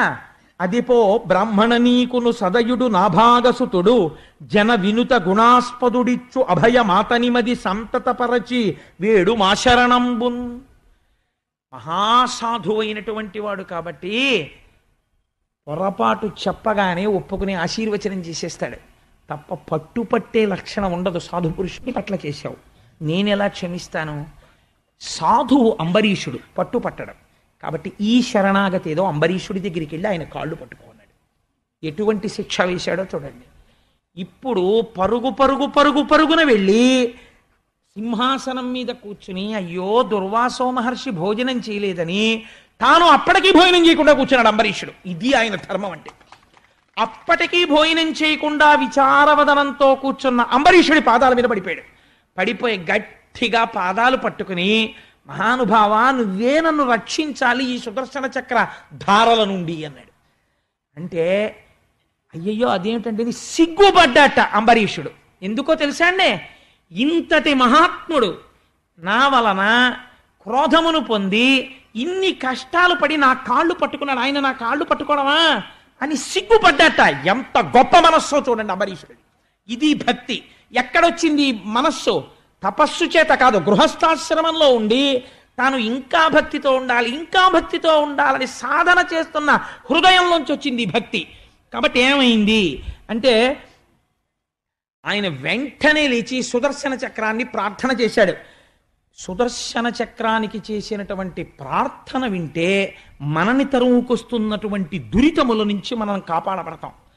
నీవ పావకుడవు, నీవ సూర్యుండవు, నీవ చంద్రుండవు, నీవ జలము, నీవ నేలయు నింగి, నీవ సమీరంబు, నీవ భూతేంద్రియ నికరములును, నీవ బ్రహ్మంబును, నీవ సత్యంబును, నీవ యజ్ఞంబును, నీవ ఫలము, నీవ లోకేశులు, నీవ సర్వాత్మయు, నీవ కాలంబును, నీవ జగము, నీవ బహుయజ్ఞ భోజివి, నీవ నిత్య మూల తేజంబు, నీకు నే మృక్కువాడ, నీరజక్షుండు చాల మన్నించునట్టి, శస్త్ర ముఖ్యమకావవే చాలు చాలు శస్త్ర ముఖ్యమకావవే చాలుముని. శ్రీ మహావిష్ణువుకి సుదర్శనానికి భేదము లేనటువంటి స్తోత్రం చేశారు. నీవే మూలం, నువ్వే సృష్టి, నువ్వే స్థితి, నువ్వే లయ, నువ్వే యజ్ఞం, నువ్వే రక్షణ, నువ్వే అగ్ని, నువ్వే జలము, నువ్వే పృథివీ, నువ్వే ఆకాశము. అటువంటి సుదర్శనమా, శరణాగతి చేసినటువంటి ఈ మునిని కాపాడు. హరిచే నీవు విసృష్టమై చెగమున్నాలించి నీ ధారలం ధరణిన్వ్రాలుట నిక్కమంచుమునిపే దైత్యేంద్ర మధ్యంబులో శిరముల్ పాదములన్ భుజోరు యుగముల్ చేతుల్ నిజాంగంబులందరులన్ ప్రాణ సమీరముల్ వెడలని యుద్ధంబులం చక్రమా. స్వామి, నువ్వు సామాన్యమైన వాడివా? నీకు కోపం వచ్చిందా? యుద్ధంలో అరివీర భయంకరులైనటువంటి రాక్షసుల యొక్క చేతులు, కాళ్ళు, గుండెలు ముక్క ముక్కలుగా తెగనరికినటువంటి వాడివి. రాత్రి వేళ రాక్షసులు భార్యతో పడుకుని ఉండగా నిద్రలో నీవు కలలోకి వస్తే తెల్లవారేటప్పటికి రాక్షసుని భార్య మెడలో మంగళసూత్రముని తీసేస్తారు, అంటే వాడు మరణిస్తాడు.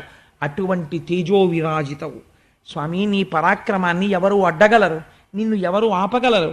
కమలలోచనుండు కలుల శిక్షింపక బాలుసేయ నీవు పాలుబడితి వైనవింక చాలు, ఆపన్నుడయ్యున్న తపసి కావు నీవు ధర్మవృత్తి. నీవు రాక్షస సంహారం చేయడానికి సుదర్శనాన్ని పట్టుకుంటూ ఉంటారు స్వామి. అటువంటి వాడివి, ఆయన చేత అటువంటి పనులకు వినియోగింపబడుతుంటావు. ఇవాళ మహర్షి శరణాగతి చేశాడు. బ్రాహ్మణుణ్ణి చంపడమా? మునిని కాపాడు అని ఇప్పుడు ఒట్టు పెడుతున్నాడు. చూడండి అంబరీషుడి యొక్క గొప్పతనం ఇది. ఏమన్నాడో తెలుసా అండి?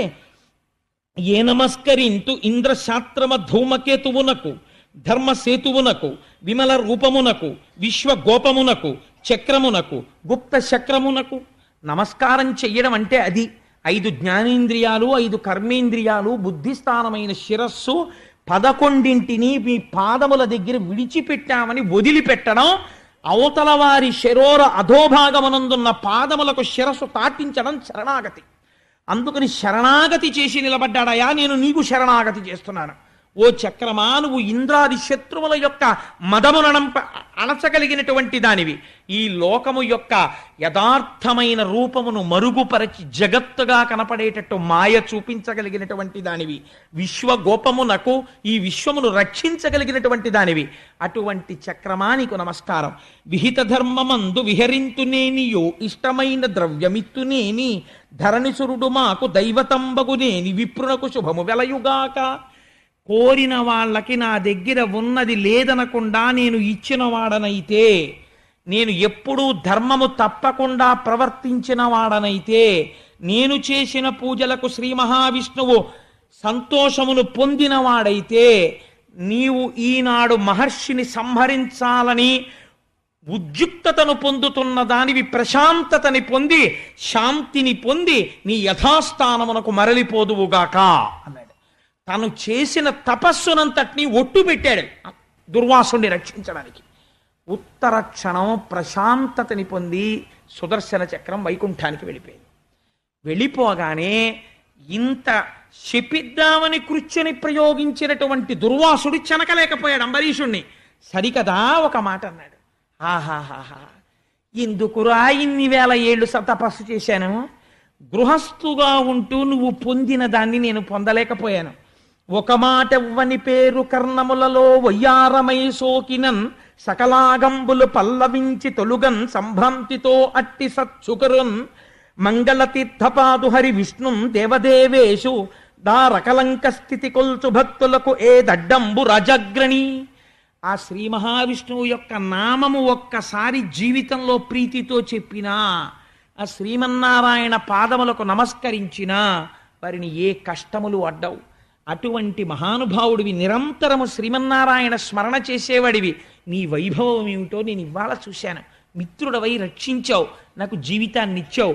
ఇక నుంచి నీ పేరు అన్ని లోకములలో చెప్పుకుంటారు. నీ పేరు చెప్పుకున్న వాళ్ళకి శ్రీమన్నారాయణుని యొక్క పాదముల యందు భక్తి కలుగుతుంది అని అంబరీషుణ్ణి స్తోత్రం చేస్తూ దుర్వాస మహర్షి వెళ్ళపోయారు. అంబరీషుడు అన్నాడు, మీరు బయలుదేరినప్పటి నుంచి ఇప్పటికి కూడా నేను భోజనం చేయలేదు. మీరు భోజనం చేస్తే ఆ మిగిలిన పదార్థాన్ని భుక్తశేషంగా భావించి తింటాను, మీరు తినండి అన్నాడు. అంటే పరమ సంతోషంగా భోజనానికి కూర్చున్నాడు దుర్వాసుడు. అవనిసురుడు కుడువ అతి పవిత్రంబైన వంటకంబు భూమి వరుడు గుడిచే తపసి నిగులు మన్ప తానెంత వాడను హరికృపా మహాత్యమనుచు తలచి. ఏమి పద్యం అండి ఈ పద్యం! నిజంగా గృహస్థు యొక్క ధర్మాన్ని నిట్ట నిలువున నిలబెడుతుంది. అవనిసురుడు కుడువ అతి పవిత్రంబైన, ఇంటికొచ్చినటువంటి బ్రాహ్మణుడు కుడిచి వెళ్ళిన తర్వాత పవిత్రమైంది మిగిలిన అన్నం అన్నట్ట అంబరీషుడు. నేను బుద్ధి చెప్తే బతికినవాడు అనలేదు. ఏమి భక్తి అండి, ఏమి వినయం అండి నిజంగా అంబరీషుడిది అని. అప్పుడు వంటకంబు భూమి వరుడు గుడిచే, ఆ మిగిలిన అన్నాన్ని అంబరీషుడు తిన్నట్ట. తింటే దుర్వాసుడు సంతోషంగా వెళ్ళిపోతే కొంతమంది వచ్చి అన్నారు, మహానుభావ ఏమి గొప్పవారండి, దుర్వాసుడంతటి వాడి మదమణిచ్చారు మీరు అన్నాడు. ఆయన అన్నారు, తప్పు తప్పు, ఆ మాట అనకండి. నేనా రక్షించిన వాడిని, మహానుభావుడు దుర్వాసుడు. అటువంటి మహాత్ముడిని నేను రక్షించడం ఏంటి? నేను కాదు రక్షించింది, హరికృపా మహాత్మ్యమునుచు తలచి. ఇది శ్రీమన్నారాయణుడి యొక్క కృపాకటాక్షం. నన్ను రక్షించాడు, ఆయనకి పాఠం చెప్పాడన్నాడు. ఇక్కడ నేను ఒక్క మాట చెప్పాలి. ఇలా ఎందుకు దుర్వాసుడు ప్రవర్తించాడు? ముందే సుదర్శనాన్ని శ్రీమన్నారాయణుడు ఎందుకు పెట్టాడు? ధ్యానం చేస్తున్న వాడికి ద్వాదశి వెళ్ళిపోయే సమయంలో ఎందుకు ఒక్కసారి బహిర్ముఖుడయ్యాడు? దీనికి అంతటికీ కారణం ఏమిటో తెలుసా అండి? ఆయనకి జన్మతః ఒక లక్షణము వచ్చేసింది దుర్వాసో మహర్షికి. అది ఎందుచేత అంటే ఈ ప్రపంచంలో అందుకే తల్లి స్త్రీ కడుపుతో ఉంటే ఒక మాట చెప్తారు, భాగవతం వినమ్మా, కృష్ణలీలలు విను అని చెప్తారు. దశమస్కంధం వినమంటారు. రేపటి నుంచి ప్రారంభం, ఏకాదశి కాబట్టి దశమస్కంధం పరమ పవిత్రమైన ఆఖ్యానం ఇంకక్కడి నుంచి.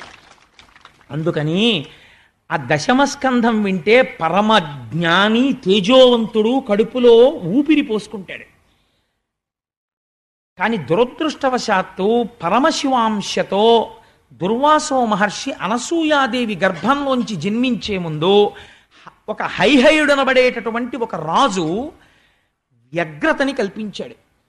ఆ అమ్మ కడుపులోంచి బయటికి రావడంలో రాజు కల్పిస్తున్నటువంటి ప్రతిబంధకాన్ని చీల్చుకుని రావడం కోసం అపారమైన కోపంతో పుట్టాడు దుర్వాసో మహర్షి. పుడుతూనే కోపంతో పుట్టాడు. ఆ కోపముల యొక్క ధాటికి హైహయుడు భస్మమైపోయాడు. కానీ అది ఉండిపోయింది జన్మలక్షణంగా. ఈ లక్షణాన్ని గెలవలేకపోయాడు. దానికి కారణం ఏమైంది, ఎంత దూరం వెళ్ళిందో తెలుసా అండి? అందుకే భాగవతంలో ఈ కథకి పరిపూర్తి రావాలంటే బ్రహ్మవైవర్త పురాణాన్ని దేవీ భాగవతాన్ని కలుపుకోవాలి. బ్రహ్మవైవర్త పురాణంలో ఒక రహస్యం చెప్తారు. మహానుభావుడు దుర్వాసో మహర్షికి ఎవ్వరూ పిల్లనిచ్చేవారు కాదు, కోపిష్టివాడని. ఒకానొకప్పుడు ఆయనకి వివాహం చేసుకోవాలని కోరిక పుట్టింది. దేనికి? గృహస్థాశ్రమంలో ఉండడానికి. కాబట్టి ఔర్వ మహర్షి యొక్క కుమార్తె ఉంది, కందళి అనబడేటటువంటి పిల్ల. ఆమెని పెళ్లి చేసుకుంటానన్నాడు. అంటే ఆయన అన్నాడు, ఈ పిల్ల అవివేకి, ఈ పిల్లకి అంత మంచి బుద్ధి కలిగినది కాదు, కొంచెం కోపంతో ప్రవర్తిస్తుంది, చెప్పిన పని చేయదు. చెప్పిన పని చేయకపోతే నువ్వు ఎటువంటి వాడివో నాకు తెలుసు, లేనిపోని ఇబ్బంది మీ ఇద్దరు పెళ్లి చేసుకుంటే, అందుకని వద్దన్నాడు. నేను ముందే చెప్తున్నాను కదా, నా కూతురు బాహ్యమునందు సుందరి కావచ్చు, ఆంతరమునందు అవివేకి, వద్దన్నాడు. ఆయన అన్నాడు, ఏం పర్వాలేదు సర్దుకునేవాడిని నేనన్నాడు. ఇవ్వకపోతే లేనిపోని ప్రమాదం, కాబట్టి చెప్పి కన్యాదానం చేస్తున్నాను. అప్పగింతల్లో తండ్రి తల్లి ఓ మాట చెప్తారు, మాకున్న దాంతో అపురూపంగా మా పిల్లని పెంచుకున్నాం. మీ చేతుల్ని పాలతో తమలపాకులతో కడిగి మీ చేతిలో పెడుతున్నాం. ఇక నుంచి తల్లి అయినా తండ్రి అయినా ఏదైనా మీరే. మా పిల్ల తప్పు చేసి తీరుతుంది. మా పిల్ల అంత గుణం కలిగినదని మేము చెప్పట్లేదు. మా పిల్ల దోషాలు గుండెల్లో పెట్టుకొని మీరు కాపాడుకోండమ్మా అని చెప్పి కళ్ళ నీళ్లు పెట్టుకొని తన పిల్లని ఎంత జాగ్రత్తగా పెంచినా దోషం ఉంటుందని భయపడుతూ కన్యాదానం చేస్తాడు. జనక చక్రవర్తి అంతటి వాడు ఏడ్చాడు. ఆడపిల్ల పుట్టిన తరువాత ఏదో ఒక క్షణంలో ఎంత గొప్పవాడైనా ఇలా తలవంచవలసి వస్తుందమ్మా, నిన్ను కన్నాను కదా అన్నాడు. అందుకని ఇన్ని చెప్తే పాలు చేతులకు రాయించుకుని పుచ్చుకున్న వాళ్ళు ఆడపిల్లని కోడలిగా తెచ్చుకుని పుట్టింటికి నేరం చెప్పారనుకోండి, వాళ్ళు కృతజ్ఞులు. ఇంకెందుకు వాళ్ళు సభామర్యాద అలా పుచ్చుకోవడం? కోడల్ని కూతురుగా దిద్దుకుని కడుపులో పెట్టుకోవాలి. అప్పగింతలు అందుకు పెట్టారు వివాహంలో. ఏ చేతకాని వాళ్ళు అయి పెట్టలేదు మన వాళ్ళు. ఏది చేసినా చాలా తెలివితేటలుగా పెడతారు. తన కోడల్ని తెచ్చుకున్నప్పుడు అంతే. ఒకసారి తన ఇంటి గడప దాటి లోపలికి వచ్చాక ఆ పిల్ల యందు దోషం ఏదైనా కనపడినా అత్తగారు మామగారు దిద్దుకోవాలి. కడుపులో పెట్టుకు చూసుకోవాలి కూతురని. కూతురికి కోడలికి కూడా ఓ 100 రూపాయల్ని పంచవలసి వస్తే 51 రూపాయలు కోడలికి ఇచ్చి 49 రూపాయలు కూతురికి ఇవ్వాలి. అంతే పెళ్ళయ్యాక. ధర్మం అంతే. ఎక్కడో పుట్టిన పిల్ల నీ వంశం పెంచడానికి నీ ఇంటికి వచ్చింది. నా మామగారంది, నువ్వు చచ్చిపోతే దీపం ఆ అమ్మాయి పెడుతోంది. అక్కడ ఆ మామగారు 51 ఇస్తాడు, నువ్వు ఇక్కడ 51 ఇవ్వాలి. ధర్మశాస్త్రం అంతే. నా కడుపున పుట్టిందని చెప్పి నా కూతురికి పెట్టకూడదు. నేను అలా పెట్టకుండా నా కోడలికే ఎక్కువ పెట్టే అదృష్టాన్ని ఈశ్వరుడు నాకు ఒక తాక్షించుగాక. ఒక్కొక్కసారి ఆవేశం వచ్చేస్తుంటుంది, ప్రతిజ్ఞలు చేసేస్తుంటాను. ఈ విషయాలు మా అబ్బాయి ఇక్కడ లేడు కాబట్టి నాకు భయం లేదు, ఇక్కడ ఉన్నాడు కాబట్టి. అందుచేత మా అమ్మాయి రాలేదు సభకి, నాకు బెంగలేదు. కాబట్టి ఆనాడు ఔరుడు ఇవన్నీ చెప్పాను కదా అని కందలిని కన్యాదానం చేశాడు. చేసి బెంగ పెట్టుకుంటూనే ఉన్నాడు. వెళ్ళిపోయాడు. వెళ్ళిపోయి ఒక రోజున ఎందుకో కోపం వచ్చింది దుర్వాస మహర్షికి. చెప్పిన మాట వింటలేదు. అప్పుడప్పుడు గుర్తొచ్చేది మామగారు చెప్పిన మాటలు. ఓసారి కోపం వచ్చింది. కోపం వస్తే మామూలుగా ఉంటాడు ఆయన. ఎర్రగా చూశాడు. ఆవిడ బూడిదైపోయి కింద పడిపోయాడు. పడిపోగానే అన్నాడు, అయ్యయ్యో మీ నాన్న చెప్పాడు, నిన్ను నేను భార్యగా పుచ్చుకున్నాను, కానీ కోపంతో చూశాను, బూడిదైపోయావు, నీకు ఒక గొప్ప వరం ఇస్తున్నాను. నీవు ఎప్పటికీ అంతరించవు. కందళి నీ పేరు కాబట్టి భూమి యందు కదలిగా పుడతావు, అంటే అరటి చెట్టుగా పుడతావు. ఒకసారి అరటి చెట్టు పుడితే ఒక గెల వేసి చచ్చిపోగానే పిలక పుట్టేస్తుంది మళ్ళీ. అలా నీ పరంపరాగతంగా పెరుగుతావు. ఏ దేవాలయానికి వెళ్ళిన వాడైనా మొక్కజొన్న పొత్తులు అవి పట్టుకెళ్ళాడు, 2 అరటిపళ్ళు ఎట్టుకుని ఎడతాడు ముందు. అందుకని నీ జాతి ఎప్పుడూ ఈశ్వరుణ్ణి సేవిస్తుంది, నీకు వరం ఇచ్చాను అన్నాడు. కోప్పడుతూ ఉంటాడు, వరం ఇస్తుంటాడు. ఇది ఆయనకున్న లక్షణం. అందుకే చాలా మందికి ఇచ్చేసాడు ఇలాంటి శాపాలు. ఇంద్రుడికి ఇచ్చేశాడు ఒకసారి, కానీ బుద్ధి చెప్తుంటాడు. మహాభారతానికి అసలు ఆది ఆయనే కదండి, కర్ణుడు పుట్టడానికి శాపం. కాబట్టి ఏమైపోయింది అంటే వరం ఇచ్చినా అలాగే ఉంటుంది. నీకు కావలసిన పిల్లలు పుడతారని చెప్పి కన్యగా ఉన్న కుంతికి వరం ఇచ్చాడు. సూర్య భగవాను ఉపాసన చేసింది, కర్ణుడు పుట్టుకొచ్చాడు. అక్కడి నుంచి అసలు భారతం మొదలైంది. కర్ణుడు లేకపోతే దుర్యోధనుడికి ధైర్యమే లేదు. సరే, అది వేరే విషయం. ఇప్పుడు భారతం మనకెందుకు. అందుకని ఏమైంది అంటే ఆ కందలిని కాల్చాడు. ఆవిడ కాల్చడం అంటే ఉగ్రంగా చూస్తే భస్మమైంది. ఒకనాడు ఔరుడికి కోరిక పుట్టింది, నా కూతురు ఎలా ఉందో చూసొద్దామనిపించి అల్లుడి గారింటికి వచ్చాడు. ఈయన గబగబా కమండలం పట్టుకొస్తున్నాడు. నీళ్లు ఉచ్చుకుంటారా అంటున్నాడు. బాగున్నారా మామయ్య గారు అంటున్నాడు. అమ్మాయి ఏదయ్యా అంటే చెప్తానండి అంటున్నాడు. ఆయనకు అనుమానం వచ్చింది, వీడికి ఏదో కోపం వచ్చేసిందేమో అల్లుడికని ఒక్కసారి దివ్య దృష్టితో చూశాడు. భస్మం అయిపోయింది, వరాలు ఇచ్చాడని గ్రహించాడు. నేను కన్యాదానం చేసినప్పుడు చెప్పాను నా పిల్ల అవివేకని, నేను సర్దుకుంటానని కన్యాదానం పుచ్చుకున్నావు, కోపం వచ్చి భస్మం చేశావు, కాబట్టి నీకు నేను శాపం ఇస్తున్నాను. ఒక రాజు చేతిలో, ఒక రాజర్షి చేతిలో ఎంత ఘోరావమానం పొందుతావంటే నీ తప్పు లోకములలో చెప్పుకుంటూ పరిగెడుతూ అందరికీ చెప్పుకుని ఘోరావమానమును పొందెదవుగాక అని శపించాడు. ఆ శాపం ఇప్పుడు అనుభవంలోకి రావాలి. కాలము తెలుసున్నవాడు కాబట్టి, అంబరీషుడి జోలికి వస్తున్నాడు కాబట్టి దుర్వాసో మహర్షి శ్రీమన్నారాయణుడి చక్రాన్ని అంబరీషుడి ఇంట్లో పెట్టాడు. అందుకని అవమానము పొందాడు. అందుకే అప్పటి వరకే ధ్యానం చేసి ధ్యానము నుంచి బయటికి వస్తాడు. ఇప్పుడు దీంతో మీరు సమన్వయం చేసుకోండి అంబరీషోపాఖ్యానాన్ని. కాబట్టి క్రోధం ఒక్కటి ఉంటే ఎంతటి దాన్ని ఎలా పాడు చేసింది. కాబట్టి ఆ క్రోధమొక్క దాన్ని పక్కన పెడితే తపస్సులో ఎంత కిందనున్నవాడైనా అంబరీషుడు ఏ స్థితిని పొందాడు. గృహస్థాశ్రమంలో ఉండి అంబరీషుడు సాధించిన విజయానికి మనమందరం పొంగిపోయి అంబరీషుడి పాదాలకి 1000 నమస్కారాలు చెయ్యాలి. ఆ మహానుభావుడు తదనంతరమునందు తపస్సు చేసి ఈశ్వరుని యొక్క పునరావృత్తి రహిత శాశ్వత నారాయణ సాయుధ్యమును పొంది తరించినాడు అని పరమ పవిత్రమైన అంబరీషోపాఖ్యానాన్ని పూర్తి చేసి చక్కగా మనం అందరం ఒక్కసారి భగవన్నామని చెప్పుకుని బయలుదేరుదాం ప్రతిరోజులాగే. ఆశ్రిత పక్ష గోవింద గోవింద హరి గోవింద గోకుల నందన గోవింద తిరుమల వాస గోవింద గోవింద హరి గోవింద గోకుల నందన గోవింద శేషసాయివి గోవింద గోవింద హరి గోవింద గోకుల నందన గోవింద ఆనందరూప గోవింద గోవింద హరి గోవింద గోకుల నందన గోవింద నీరజనాభ గోవింద గోవింద హరి గోవింద గోకుల నందన గోవింద హాతీ రామ ప్రియ గోవింద గోవింద హరి గోవింద గోకుల నందన గోవింద హరి సర్వోత్తమ గోవింద గోవింద హరి గోవింద గోకుల నందన గోవింద. అయ్యవారి యొక్క రక్షణ సామర్థ్యం చూసి అసలు పొంగిపోయేది ఎవరోట తెలుసా అండి? అమ్మవారు.